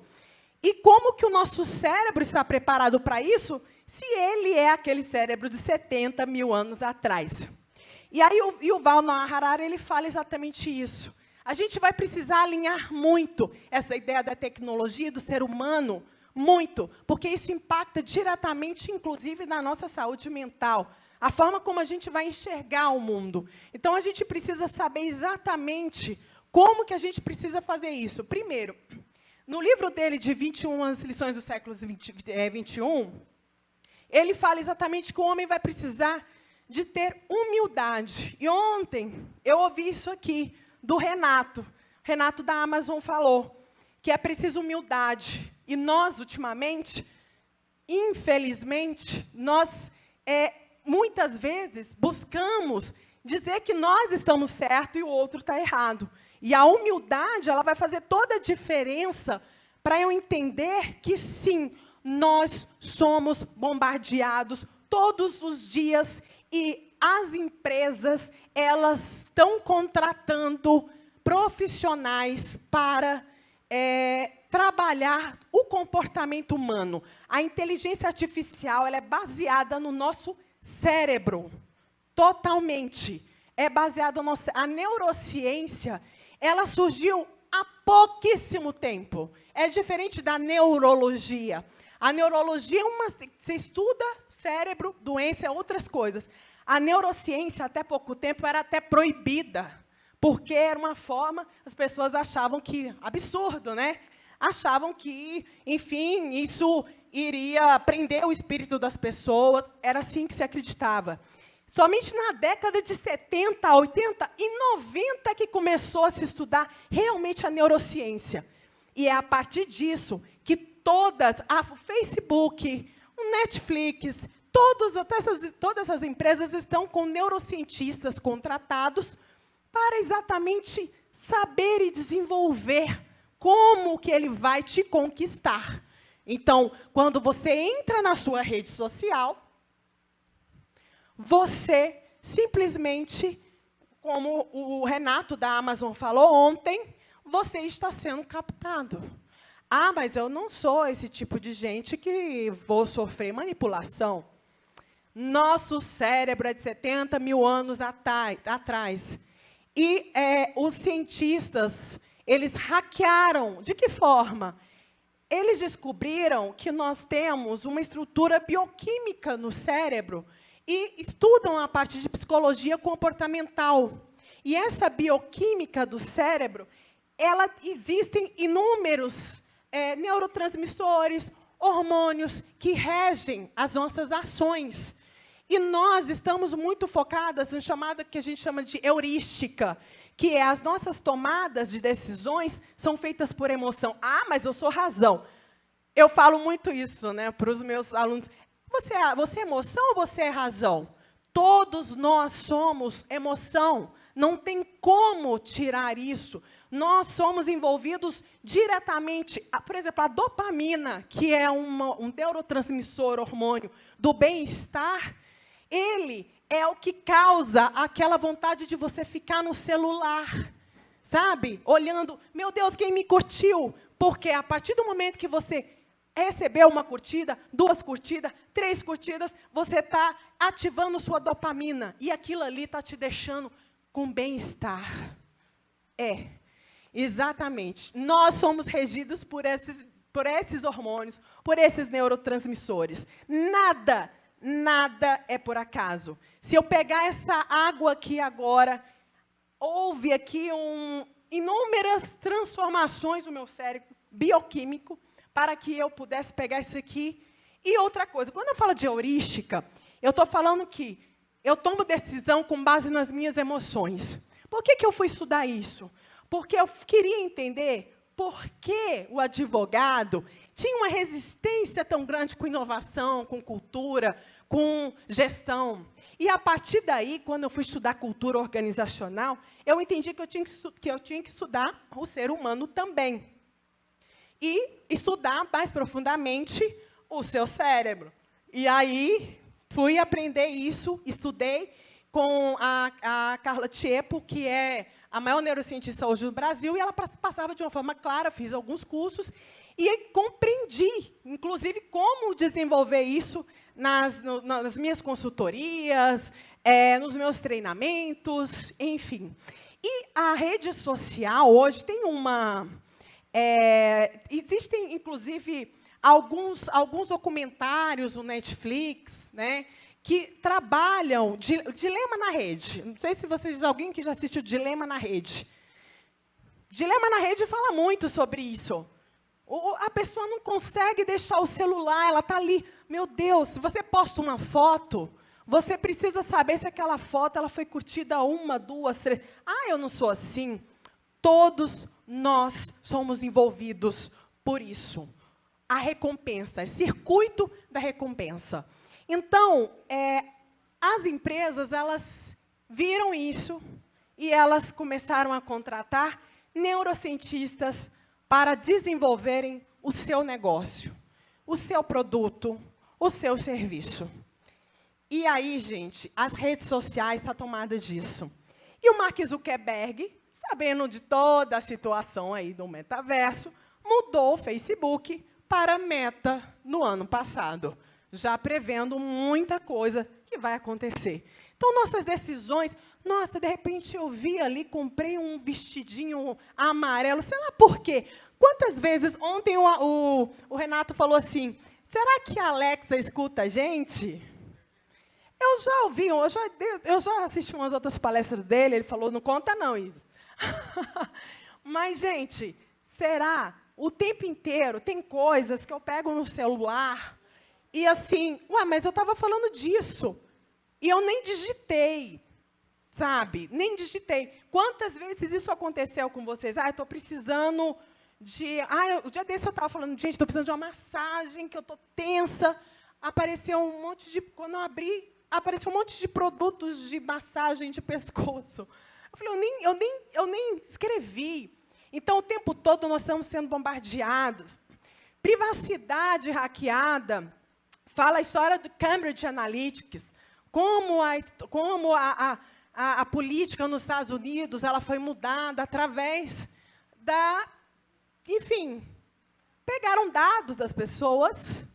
Então, eu descubro que a pessoa ela é assim, assado, e aí, para que eu possa detonar um determinado candidato, eu vou falar para aquela pessoa algo que seja extremamente horrível para ela. Uma pessoa que seja altamente religiosa, eu vou falar para aquela pessoa, olha, aquele candidato, ele é uma pessoa, é ateu, e ele não gosta da sua religião.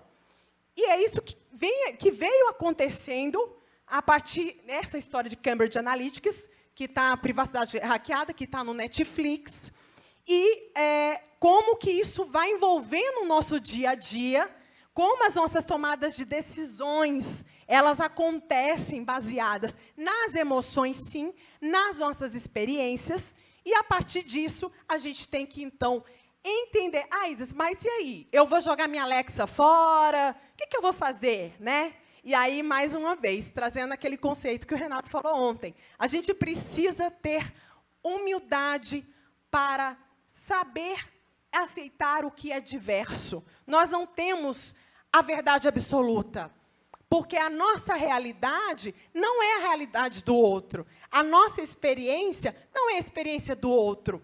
E hoje o doutor Fabiano estava falando, achei muito interessante, porque, de fato, são os diversos que podem contribuir. Eu preciso ouvir o outro, porque é a partir da experiência do outro que eu conheço melhor o mundo. Não é a partir só da minha experiência, da minha vivência. A gente tem mania de olhar o que a gente sente, o que a gente viveu. E é isso que a gente tem que fazer também no direito, na advocacia. É quando você vai atender seu cliente, você tem que entender a dor do seu cliente.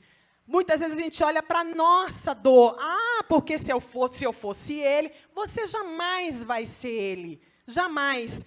Hoje, o seu cliente quer que você escute. Ele sabe que você sabe de processo civil, processo penal. Ele quer que você escute ele e entenda a dor dele. É isso que faz a diferença. E no mundo onde está tendo pandemia, onde houve uma revolução digital, o isolamento, as mídias sociais se tornaram uma tábua de salvação. Então, as pessoas elas começaram a aumentar o seu número, seu tempo nas telas. E isso, gente, vem se tornando também prejudicial.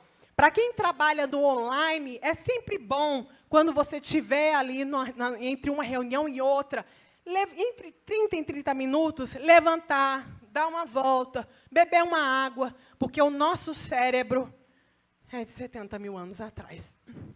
E ele realmente não está suportando tanta informação.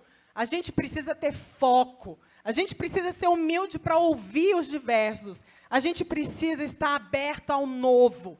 Enquanto nós estivermos fechados em nossas caixinhas, o mundo está lá fora acontecendo. E você vai ver o mundo passar, e você não vai simplesmente ser o protagonista da sua história. Você vai ser mais um que passou pelo mundo. Então, faça isso diferente. Pense que você pode trazer esse mundo mais conectado, mais diverso, com mais abertura, que você possa estar aberto para o novo, que você possa estar aqui hoje, como vocês estão, abertos para novos aprendizados, mas para questionar também. Questionem muito. Uma coisa que eu aprendi a minha vida inteira foi sempre questionar, sempre. A minha vida foi feita disso. E as pessoas, quando falam, Isis, você... Enfim, eu considero que eu cheguei num lugar que é bacana, que eu estou realizada hoje profissionalmente, mas as pessoas me perguntam, Isis, o que foi que aconteceu para você chegar a ter essa realização? Eu questionava muito, e eu não aceitava o estado atual das coisas. Eu sou uma inovadora nata, e quando eu falo de inovação, não é criar um Facebook como Mark Zuckerberg, não é criar uma como o Steve Jobs. É simplesmente sair da caixinha, ser original, não aceitar as coisas como elas simplesmente são. Sim, jamais faça algo que fira o outro. Isso jamais. Mas não aceite certas coisas que possam te amarrar e te segurar e fazer com que você não cresça profissionalmente. E era o que o Afonso estava falando ainda há pouco. Não se limite, não tenha medo disso. O nosso cérebro, apesar de ser de 70 mil anos atrás, ele é maravilhoso, ele é perfeito como Deus o criou. É a crença, é o que eu acredito. E assim, a gente pode conquistar cada vez mais. E foi com esse pensamento de questionar, de não simplesmente aceitar. Quando as pessoas falavam, Isis, você vai fazer o primeiro congresso de inovação e gestão, eu vou tirar essa mesa aqui. Não, não pode, isso aqui é tradicional, jamais vai ser tirado. E eu consegui tirar. E hoje, essa mesa não existe mais aqui. Então, eu nunca aceitei um não. Eu sempre fui atrás. Sempre. Sempre. E jamais passei por cima, isso é uma regra. Jamais passe por cima de ninguém para conquistar o seu sucesso. Para você conquistar o seu sucesso, basta ser você. Você. Mais nada. Não precisa olhar porque o outro, eu estou com inveja. Não, gente, inveja é uma coisa horrível. A gente basta ser a gente mesmo e a gente consegue conquistar as coisas. Todos nós temos um dom. Todos nós somos especiais. Cada um de vocês que estão aqui são especiais. Tem esse dom. Cada um tem um dom especial. Explore isso. E aí, eu queria finalizar dizendo aqui que agora, em relação ao Congresso, bom, eu estou muito feliz. A gente está finalizando essa trajetória. Eu, pelo menos, estou finalizando essa trajetória, que começou em 2016 e, de fato, me trouxe muita alegria, porque eu pude fazer com que muitos advogados olhassem à sua volta e acreditassem que podem mais e que não teriam que viver numa caixinha. E eu vi muitos advogados crescerem, eu vi muitos advogados saírem da caixinha. E hoje eu não estou só na advocacia, hoje eu estou trabalhando em outros segmentos. Hoje eu estou trabalhando na parte de desenvolvimento de pessoas, cultura, numa empresa agora chamada Sustainable, que é uma empresa francesa, trabalhando agora para empresas grandes, multinacionais, mas a minha essência, o meu amor pela advocacia, fez com que eu estivesse aqui agora, hoje, entregando esse congresso e olhando para cada um de vocês e falando, acreditem no potencial de vocês. Sempre vocês podem muito, muito, muito mais. Muito obrigada.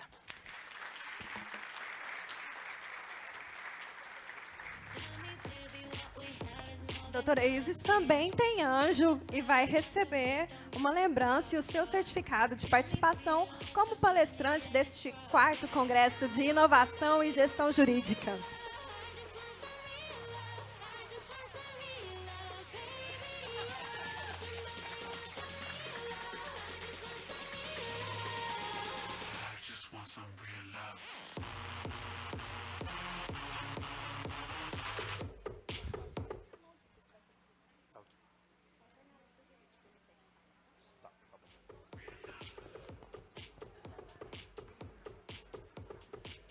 Boa tarde, pessoal. Gente, só falar o seguinte, peraí, só um minutinho. Pessoal, no final do dia, eu vou sortear... Segura aqui para mim, por favor. Eu vou sortear meu livro também, tá? Gestão da Cultura na Advocacia. Assim como também vamos sortear ingressos da Fenaló. Também vou sortear um livro da Fenaló que eu estou coordenando. E é isso, vai ter muita coisa, aguardem aí, vai ter um happy hour também muito bom. Obrigado, doutora Isis. Agora, dando continuidade, vamos a um bate-papo.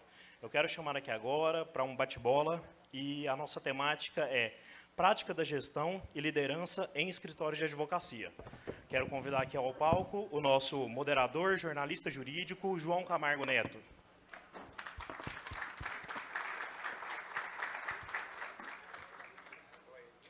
Convido ainda, para compor aqui com ele a nossa roda de conversa, Carlos José Santos, mais conhecido como Cagé, que é sócio da Machado Meyer Advogados e conselheiro federal da OAB. Com a palavra agora, João Camargo. Só para sacanear, eu coloquei o paletó agora. Você percebeu, né?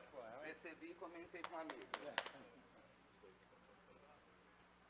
Obrigado. Boa tarde. Bom, nós tivemos algumas combinações, algumas delas vão ser quebradas, né, Cagé? Tomara, para ficar... Quem está pela primeira vez nesse evento? Olha só, parabéns, Isis, por ter conseguido também trazer gente nova. Quem já veio em edições anteriores? Bastante gente também. Então, quem já veio sabe que o tom... Você já veio também, né, Cagé? Eu lembro de você por aqui. Então, sabe que o meu tom é um tom bastante descontraído. E aí, quando eu estava combinando com o Cagé, eu disse, Cagé, vamos fazer um formato de talk show? Talk show é um formato jornalístico, Roberto, que a gente tenta imitar o programa do Jô, e o programa do Jô só a nossa geração vai lembrar. Se bem que não tem tanto tempo assim que acabou. Acho que o De Frente com Gabi, que só a nossa geração vai lembrar, mas quem frequenta YouTube também vê algumas edições por aí. E aí, nós acabamos chegando ao formato para a gente copiar do Conversa com Bial, que é uma brincadeira, mas eu quero começar reapresentando o Cagé como... Eu sempre sonhei em escrever um texto como o Bial faz para apresentar os seus convidados. E... Eu vou te facilitar. Vou facilitar para você. Posso me apresentar? Pode ser no segundo momento? Você manda, né? Eu obedeço. E tem juízo. Estou brincando, pode se apresentar. Bom, eu sou o Cagé, pai do Zé e da Carol. É o melhor que eu tenho na minha vida, os meus filhos. Pronto. Muito bem. E essa parte eu tinha deixado de fora, mas eu quero dizer que ele fala sobre a diversidade na sociedade de advogados, inclusão, gestão, liderança, ética, políticas de remuneração, o papel da advocacia no combate ao racismo e o advogado brasileiro em Portugal. Ele começa a semana correndo 10 quilômetros, mesmo quando fazem 14 graus em São Paulo ou 140 em Goiânia. Ele nos mata de inveja, pois era amigo do ministro Pedro Paulo Manus e é amigo do Silvio de Almeida. Ele vai da Universidade Federal de Minas Gerais à Colômbia, passando pela USP. Camarão à provençal, ragu de rabada e barriga de porco, cá entre nós, torresmo, né? Preenchem a sua cozinha nas horas vagas. Ele tem um escritório com, vou contar, mais de 1.000 advogados entre São Paulo, Brasília e Rio de Janeiro. Ele é o cara do César, o Centro de Estudos da Sociedade de Advogados. Ele nasceu Carlos José Santos da Silva. Ele é o meu amigo Cagé. Isso. Chega para cá, Cagé. Cagé, queria começar nesse tom de sexta-feira, e já puxando aqui, porque o Cagé sabe muito bem qual que é o perfil da advocacia de Goiás, embora eu não tenha puxado os números da Sociedade de Advogados, nós sabemos que a maioria é de pequenos e médios escritórios. Então, apesar de eu ter revelado aqui a dimensão do escritório do Cagé, ele sabe muito bem qual é a realidade de um escritório do porte dos escritórios de vocês. Cagé, como faz um escritório pequeno, um escritório médio ou um escritório grande, onde eu tenho de captar, fazer a gestão do processo, fazer a gestão do cliente, advogar, de peticionar a fazer audiência e, enfim, tocar de tudo no meu escritório e ainda cuidar de gestão e liderança. Quero começar pelo básico, porque os nossos ouvidos são calejados de ouvir sobre gestão e liderança, e talvez se a gente pedir aqui para conceituar o que é gestão, a gente ouça mais do que 1 minuto de silêncio. E talvez conceituar também não nos leve à prática e à experiência que o Cagé vai nos trazer. Mas, Cagé, que diferenças nós temos? E aí você vai me contar qual que é o perfil da liderança, fazendo um paralelo entre chefe e líder. Bom, primeiro eu queria agradecer mais uma vez aqui pelo convite, estar aqui em Goiânia, para mim é uma enorme alegria. Né, Isis? Eu estive desde a primeira edição aqui, né, João? Também fizemos online, também até durante a pandemia, tudo isso. E um agradecimento eterno que eu tenho. Eu venho aqui com muito prazer. Me traz uma enorme satisfação aqui de estar com todos vocês, estar com, assim, o que eu vejo, o que eu observo muito com a jovem advocacia, isso para mim é apaixonante realmente, né? Mas eu acho que a palavra-chave disso tudo, que você perguntou, poxa, mas como que é para uma pequena e média sociedade, como que ela faz para poder crescer, captar, para poder desenvolver tudo isso? Compartilhar, dividir e ouvir. Essa é a primeira coisa, né? Porque, infelizmente, né, João, nós sabemos aqui, eu vou fazer uma outra pergunta aqui para as pessoas aqui também. Quem aqui é chefe? Quem já teve chefe? Quem já teve um líder? Porque existe uma grande diferença, né? Quando a gente fala, e todos nós passamos por essa, eu também, a mesma coisa. Tive chefe, e aí eu percebi a grande diferença foi, a grande transformação que foi, quando eu tive realmente um líder. Porque é muito diferente, né? Por quê? O líder, ele motiva as pessoas, ele motiva a equipe, ele inspira a sua equipe. O chefe manda e impõe as suas vontades. Nós estamos aqui num painel, num congresso, falando sobre inovação. E parece incrível a gente ter que falar a diferença do chefe e do líder. Eu vi que um monte de gente levantou a mão e falou assim, eu sou chefe. Não, sejam líderes, entendeu? Porque existe uma grande diferença, né, João, aquilo que a gente estava conversando, entre o chefe e o líder. O líder, ele é uma pessoa que o quê? Que ele guia a equipe, o chefe dá ordens. Lembra que nós estamos falando sobre inovação aqui. Ontem foi fantástico, a noite aqui foi brilhante. E o que foi? O quê? Da gente estar aberto ao novo. O chefe, ele fala, eu sempre dei certo assim, não vou mudar agora. E aí você não cria o quê? As oportunidades para o novo. O líder, ele sabe ouvir. O líder sabe compartilhar. O líder sabe dividir tudo que ele tem ali, divide as responsabilidades com a equipe. O chefe não. O chefe é a vontade dele. O líder, ele ouve efetivamente quem trabalha ali, eu não diria nem os seus subordinados, os seus parceiros. Porque isso ajuda a crescer o negócio, né, João? Foi até aquilo que a gente estava conversando há pouco aqui também. Então, eu acho que é uma coisa. Quem se acha hoje, fala assim, não, eu sempre quis ser chefe, eu sou chefe. Vamos sair um pouquinho da caixinha e pensar nisso. Tá? Eu acho que lá, por exemplo, lá no meu escritório, lá no Machado Meyer, eu comecei como estagiário, João. E foi uma coisa incrível a experiência que nós tivemos lá. Que com o tempo, também, num primeiro momento, quando eu cheguei a 32 anos no escritório como um estagiário, ainda havia aquela visão um pouco assim, sabe, assim, do chefe. E depois o que aconteceu? A liderança do escritório começou a perceber o que é o seguinte, não, eu não posso ter chefes, eu preciso ter parceiros. João, quando nós entrevistamos um jovem estudante de direito, a primeira coisa, eu não estou entrevistando uma mão de obra barata e uma pessoa que vai me servir. Eu preciso ter aquele olhar que eu estou entrevistando o meu futuro sócio. Isso o chefe não faz, mas um líder faz. Eu não sei se respondeu um pouquinho ou parte aqui do que a gente está... Não, mas não tem respostas de perguntas de sim ou não mesmo não, que já, enquanto isso eu vou te dar uma água, Porque eu sei, tem aí? Porque eu sei como é sacanagem te deixar sem água com a umidade. Gente, quanto está a umidade hoje? Quanto? A umidade está negativa. É que ele me deu um toque de leve, que vocês perceberam, já você falou demais. Talk show, quem faz, a gente conversa conjuntamente. Então, ele me deu um toque sutil, assim, quer uma água para ver se para um pouco? Mas tudo bem, vamos lá, João.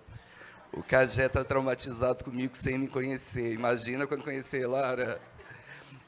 Cagé, eu quero atiçar aqui a sua memória, que acho muito importante a gente explorar aqui a sua experiência, a sua vivência. Você me confidenciava que você já teve chefe e você já foi liderado. Você pode nos dar algumas situações concretas que você tenha passado com esse chefe e com esse líder? Ah, sim. Ideias, né? Aquele negócio. Vocês sabem que os maiores transformadores do seu negócio, quando eu falo negócio, não é da mercantilização do direito, nada disso, né? Mas eu falo assim, do seu negócio, do seu business, ali, do que você vai desenvolvendo. Eu já passei por situações que o chefe eu não tinha direito do pensar, não, você vai executar assim porque sempre deu certo. E com o líder, você lembra que eu estava te contando há pouco uma história que nós passamos há alguns anos com um jovem advogado no escritório, que isso em 2001, mais ou menos, quando começou aquele movimento do contencioso de massa, que hoje é falado do contencioso de massa, mas eu gosto de chamar do contencioso estratégico, né, para a empresa, que ele tem muito mais. E um dia, um jovem advogado, a gente tinha acabado de pegar a conta do Santander, que foi a primeira vez que ele centralizou logo pós-privatização, que estava disperso os advogados que cuidavam dos casos deles, e eles centralizaram, decidiram, nós fizemos toda uma due diligence dentro dos casos deles, demos algumas sugestões, eles falaram, poxa, vocês não querem assumir a carteira? Nossa, e ali nós começamos, então, com um trabalho, hoje a gente não faz mais, não trabalha mais com esse contencioso de massa, mas naquele momento nós fomos fazer. E eu lembro um dia que chegou um jovem advogado lá do Rio de Janeiro, e essa operação estava centralizada lá naquele momento, e ele virou e falou assim, olha, Cagé, eu estou vendo umas coisas aqui, que nós temos muitos casos repetitivos. Eu falei, não, por isso mesmo que nós estamos aqui para fazer esse trabalho. Trabalhos repetitivos, a gente tem que o quê? Otimizar, dar sempre as mesmas respostas, para trazer as melhores soluções. Ele falou, mas tem uma coisa, eu acho que a gente pode dar um passinho atrás. Falou, por exemplo, nos bancos, eu não sei se vocês lembram, era muito comum aquele problema da porta rotatória, de entrar e ela travar. Isso trazia diversas ações indenizatórias. O que esse jovem fez? Numa tabelinha Excel, inteligência artificial de 2000, ele pegou uma tabelinha de Excel e os casos que estavam com ele mapeou, porque ele era o responsável por portas giratórias. E ele mapeou por região. Ele falou, as agências que estão ocorrendo mais esse problema são essas. Será que o fornecedor é o mesmo? Nós fomos para o banco e perguntamos. Será que são os mesmos? O cara falou, não, mas por quê? Ele falou, não, está sempre trazendo esse problema aqui, o maior nível que vocês têm de reclamação é disso. Será que o problema não está no nascedor? Quem trouxe isso? Foi um jovem. Se a gente não tivesse olhado para ele, falado assim, a atitude de um chefe ia falar, desculpa, filho, você não está aqui para pensar nisso. Vai lá e faz as suas contestações e cumpre os seus prazos. Não, nós ouvimos e levamos isso para o cliente. Isso trouxe um enorme diferencial para o cliente. Ele falou, poxa, assim como vocês fizeram com isso, eu quero outras. Foi o problema o quê? De levar treinamento para os gerentes em investimentos, porque era um outro problema que era comum naquela época, mas por quê? Isso não veio do chefe, mas o chefe, que não era eu, mas que ele soube, teve o chefe dele que me chamou e falou, que era o líder dele, não era o chefe, era o líder dele, e falou, Cagé, olha, tem alguma coisa aqui que precisa fazer. E nós soubemos ouvir. Se eu não soubesse ouvir, com certeza nós não teríamos pego os outros casos e ficamos durante alguns anos com isso e depois nós saímos. Mas eu acho que são dois exemplos que eu trago um pouquinho do que a gente viveu nisso aí, né? Muito bom. É inovação, né? Que é inovação. É inovação. E você faz a brincadeira aí com o que já era um metaverso à época, a planilha do Excel, ou seja, se trabalha com o que se tem, né? Exatamente. Independente do tamanho, independente do que você faz. Você pode fazer isso em qualquer situação. Eu sou uma grande sociedade, porque as pessoas têm o péssimo hábito de falar assim, não, isso é para grandes sociedades. Não, isso é para todos nós. É que as grandes sociedades, elas sabem aproveitar mais rapidamente essas oportunidades. Eu vou usar um recurso de rádio aqui, só para lembrar, eu vi que muitos chegaram depois que a gente já tinha começado, que nós estamos entrevistando o Carlos José Santos da Silva, o Cagé. Podem buscar ele, inclusive, no Instagram, que vocês vão ter conteúdo muito interessante. Nós estamos falando sobre gestão e liderança, principalmente, né, Cagé? Exatamente. Porque o Cagé é dos meus e fugir ao tema para enriquecer o debate é algo que a gente vê por aqui no que depender de mim. Cagé, enquanto você fala sobre liderança, eu fico muito ressentido, porque eu só tive chefe. E líder inspira, né? Então eu não lembro de ter tido ninguém que Liderança, tenha eu adoro inspirado. aquela frase, né? Liderança é a habilidade de motivar, inspirar pessoas de forma positiva. Olha que coisa rica isso. Essa frase faz com que eu tenha certeza que eu só fui chefiado, que eu não fui liderado. Mas você aprendeu. Aí que tá. Por isso que eu quero jogar também agora para quem tá aqui te assistindo. Eu tive que aprender. Primeiro que eu não tinha opção de não aprender, né? Não para os meus objetivos e para o que eu queria na minha vida profissional e na minha vida pessoal. E frequentar um evento como esse foi uma das ferramentas que eu usei muito e uso até hoje para eu poder ativar a chave da liderança em mim, já que eu não fui liderado, eu não nasci com esse dom e descobri que ele é treinável. Então, libera aí para a gente mais alguns macetes, por favor, de como que a gente vai treinar liderança. A primeira coisa, a gente precisa olhar para o próprio umbigo e ficar pensando um pouco. Então, eu até fiz algumas anotações aqui, um pedacinho de papel, né? Quais são as características de um líder, né? Ele precisa ser um bom comunicador. Ele precisa saber como expressar as suas ideias e levar isso para a sua equipe. Não é impor as suas vontades, mas conversar. Um bom líder, ele possui relações interpessoais. Você sabe o que é relações interpessoais? É você olhar para cada pessoa que trabalha com você, que está ao seu lado, qual o seu nome? Faz um teste. Parem vocês e pensem o seguinte, quando você entra num restaurante, quantas vezes eu tenho esse hábito? A primeira coisa que eu pergunto, quando o garçom vem se aproximar de mim, qual o seu nome? Eu gosto de tratá-lo pelo nome. O tratamento muda. A atenção com você é diferente. A mesma coisa acontece com os seus liderados, vamos falar assim, tá? Porque no momento que você o trata pelo nome, independentemente, olha, da posição dele, se é o porteiro, se é a faxineira, se é qualquer pessoa. Lá no meu escritório, por exemplo, lá não existe esse negócio de se tratar de doutor. Só quando esquece o nome. Exatamente, é aquela velha desculpa, né? Mas nada melhor do que, se você não lembra o nome, pergunta, qual o problema? Nenhum, né? Tá? Você precisa conhecer a sua equipe. Sabe, conhecer as características da sua equipe, sentir também, nesse momento, o conhecer a equipe é muito importante, porque até o desempenho nosso, muitas vezes, a gente passa dificuldades na vida. E o líder, ele precisa saber enxergar esse tipo de coisa, falar, poxa, será que, sabe, esse estagiário que está estudando comigo, poxa, ele tinha uma boa produtividade, diminuiu, por quê? Ele está com algum problema lá, quer seja na faculdade, quer seja em casa também, você precisa conhecer a sua equipe e saber, e dar espaço para isso para ele também, tá? Que hoje é uma coisa que é muito valorizada isso também. E você, com isso, você vai criando grandes parceiros na sua vida, no seu dia a dia, e criando grandes amizades acima de tudo, tá? Eu acho que a transparência também é fundamental, né? De você, sabe, errou, você tem que falar para ele. Mas existem maneiras e maneiras de se falar. O chefe vai lá e dá um baita de um esporro, desculpa pela expressão. O líder, Não, ele vai ser transparente. Falar, olha, o que você fez não foi legal. O que está acontecendo? Eu tive um professor na faculdade, o Zé Inácio de Botelho Mesquita, lá na USP, que ele dava processo para mim.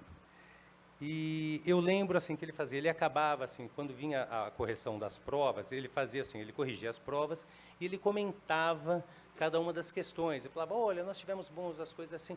Eu trabalhava, era estudante e trabalhava com processo, com contencioso, e eu não me conformava, minhas notas com ele, assim, pô, eu tirava 4, eu falava, não é possível, mas eu trabalho com processo, como é que eu posso ter 4?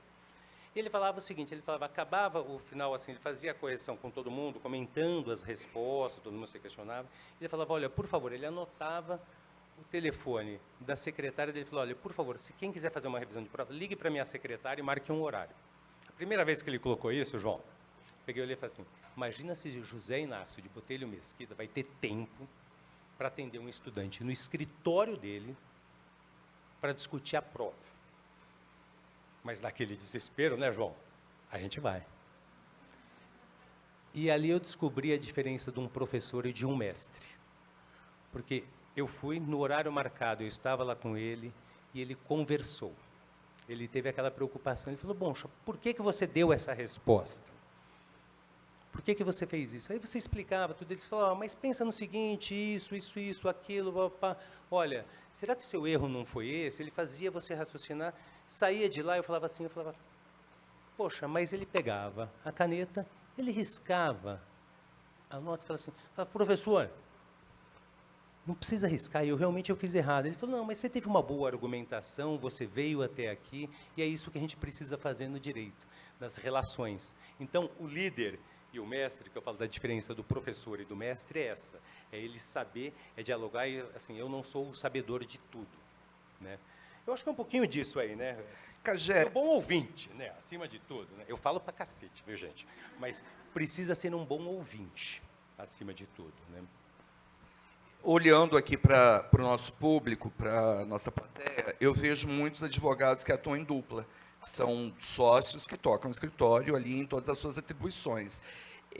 Dois líderes funcionam bem juntos? Ou um vai ter que ser líder e o outro chefe? Não. Liderança não significa simplesmente, eu tenho um líder. Logicamente, o poder decisório, principalmente... Tem uma coisa, né? Eu também, lá na GV, eu também dei aula lá na GV, na pós-graduação, tudo isso. E quando eu falava de sociedades de advogados, falava assim, olha, você coloca tudo no papel, né? Porque a gente é bom para falar isso para os nossos clientes. Eu estou criando uma sociedade, então já coloque tudo no seu contrato social. E o que você não quer colocar no seu contrato social, coloque no seu acordo ali de cotistas, tudo isso, para não ter problema. Porque é como casamento, né? Começa tudo maravilhoso. Na hora que sai, dá uma baita de um pau ali, e o que acontece? E até a governança você deve combinar. Uma coisa é liderança, a outra é a governança. Existe essa distinção. No momento que você fala, porque dois com a governança, será que dá certo ou não? Então, quem que vai ter? Vou ter uma rotatividade com isso. É diferente da liderança. Entendeu? A governança, ela conversa com... A governança conversa com a liderança. A governança, eu preciso ter o quê? Um líder, não um chefe. Mas é isso que você estabelece. Quando estão com dois, a decisão está tomada. Tem algumas decisões. Vamos tomar conjuntamente? Vamos. Mas se ele está na governança, liderando a governança do senhor, você deve respeitar isso também. Porque aí você vai combinar também como que nós vamos fazer o rodízio nisso também, né? Então, acho que não sei se eu te respondi. Respondido. Quero aproveitar, Cagé, para saudar a juíza Cirlei Martins, que acaba de chegar, que é da presidência do Tribunal de Justiça do Estado de Goiás, uma líder que eu faço questão de te apresentar na sequência. Gostaria muito que você conhecesse. Se eu te fizer alguma pergunta sobre pandemia, você vai me devolver para a faculdade. Até mesmo porque o ano passado a gente só falou sobre isso. Mas eu quero perguntar, na verdade, sobre grandes eventos que têm impacto na sociedade, para falar de eleições. Não de eleições do ponto de vista político, mas do ponto de vista do evento. Como que os advogados têm de prestar atenção nesses grandes acontecimentos? A pandemia deixou isso muito óbvio, por isso que eu também não preciso nem fazer a pergunta ilustrando com a pandemia, e quero fazer a pergunta como pano de fundo aqui sobre as eleições. Que política econômica muda dependendo de quem ganhar, dando só um exemplo aqui como a política econômica. Estou trazendo isso para uma questão federal, presidência da República, mas isso com a mudança de governo, de Estado, também pode mudar. Tem questões tributárias que podem mudar no âmbito da Secretaria da Fazenda, é uma eterna precatórios. janela de oportunidades. Começou a resposta. Bom, porque, logicamente, você fazer o que todo mundo faz... eu vou fazer isso porque está todo mundo fazendo. Já chegou tarde. Então, você precisa o quê? Dentro da sua cabeça, você acha o quê? Que lá dentro do escritório, nós levamos economistas, analistas políticos para conversar com a gente no escritório, quais são as perspectivas que nós temos nas mais diversas áreas. Olha, se for para um lado ou se for para o outro. Por quê? Nós estamos estabelecendo, lá no nosso escritório, nós estamos fazendo isso de uma maneira maior, que eu falo, independe do tamanho. Eu posso acompanhar o que está acompanhando e ver a janela de oportunidades e me preparar para o mercado que vem, seja um ou seja outro. Então, eu acho que é isso, é você antecipar as tendências. Eu lembro ontem, não sei quem é que falou aqui, que falou, eu não posso, como é que era a mesma frase dele, que eu gostei ali, não, que eu preciso pensar, foi o último apresentador, que ele falou, o último expositor, que ele falou que eu preciso pensar nos futuros, nas hipóteses de futuros. É isso que eu preciso pensar. Se eu quero criar um diferencial e aproveitar as oportunidades que aparecem para a gente nos negócios, começa já a pensar um pouco nisso, entendeu? Fala assim, nós vamos assim, se nós vamos ter o quê? Um governo mais ligado, que vai rever todas as suas questões das relações trabalhistas. Poxa, se eu trabalho com um trabalhista, quer seja por empregado ou pelo empregador, o que eu vou ter que me preparar para isso e preparar os meus clientes para isso? É ver as oportunidades, entender o que está acontecendo e já antecipar. Mais ou menos o caminho do que cada um vai seguir nessa linha, mais ou menos nós sabemos. E a gente precisa se preparar para isso, porque na hora que chegar o problema, quer seja de um lado ou do outro, eu já vou estar adiantando algumas hipóteses de soluções. Eu acho que é isso, né?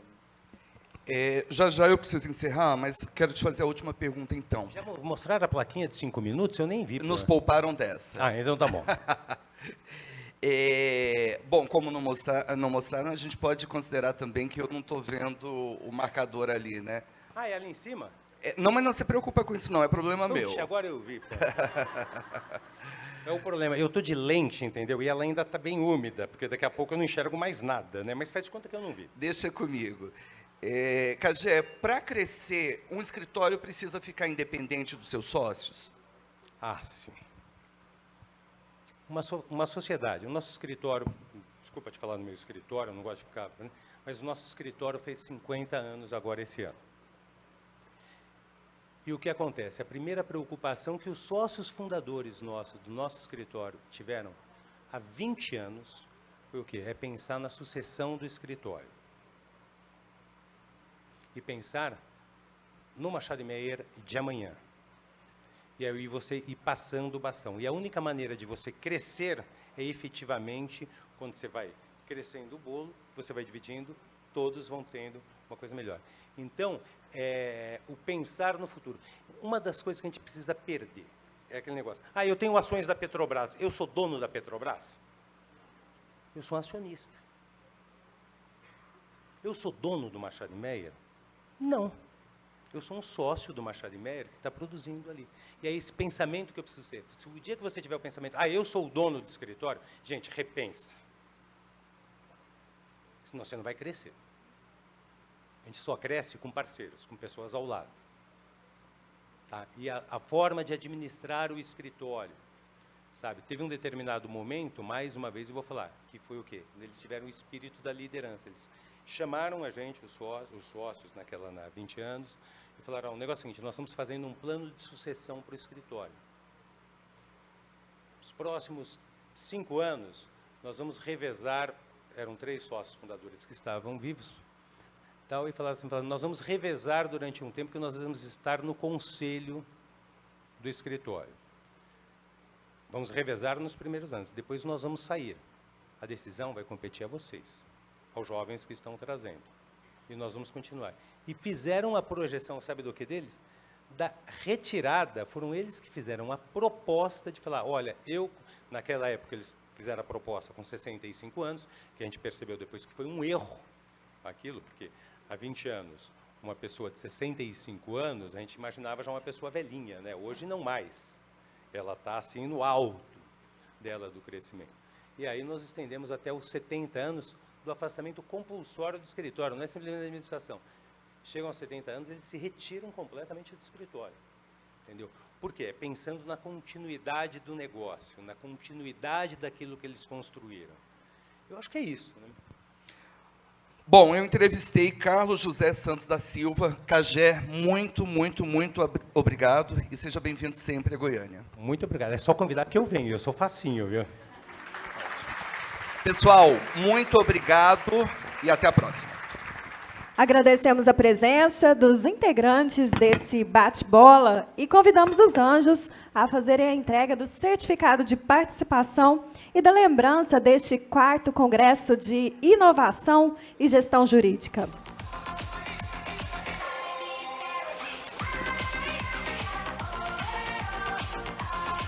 Faremos agora um breve intervalo para o coffee break. Retornaremos em 15 minutos. Lembrando que, após as últimas palestras, teremos sorteios de vários brindes, livros, ingressos, cortesias e o coquetel de confraternização no encerramento deste 4º Congresso de Inovação e Gestão Jurídica.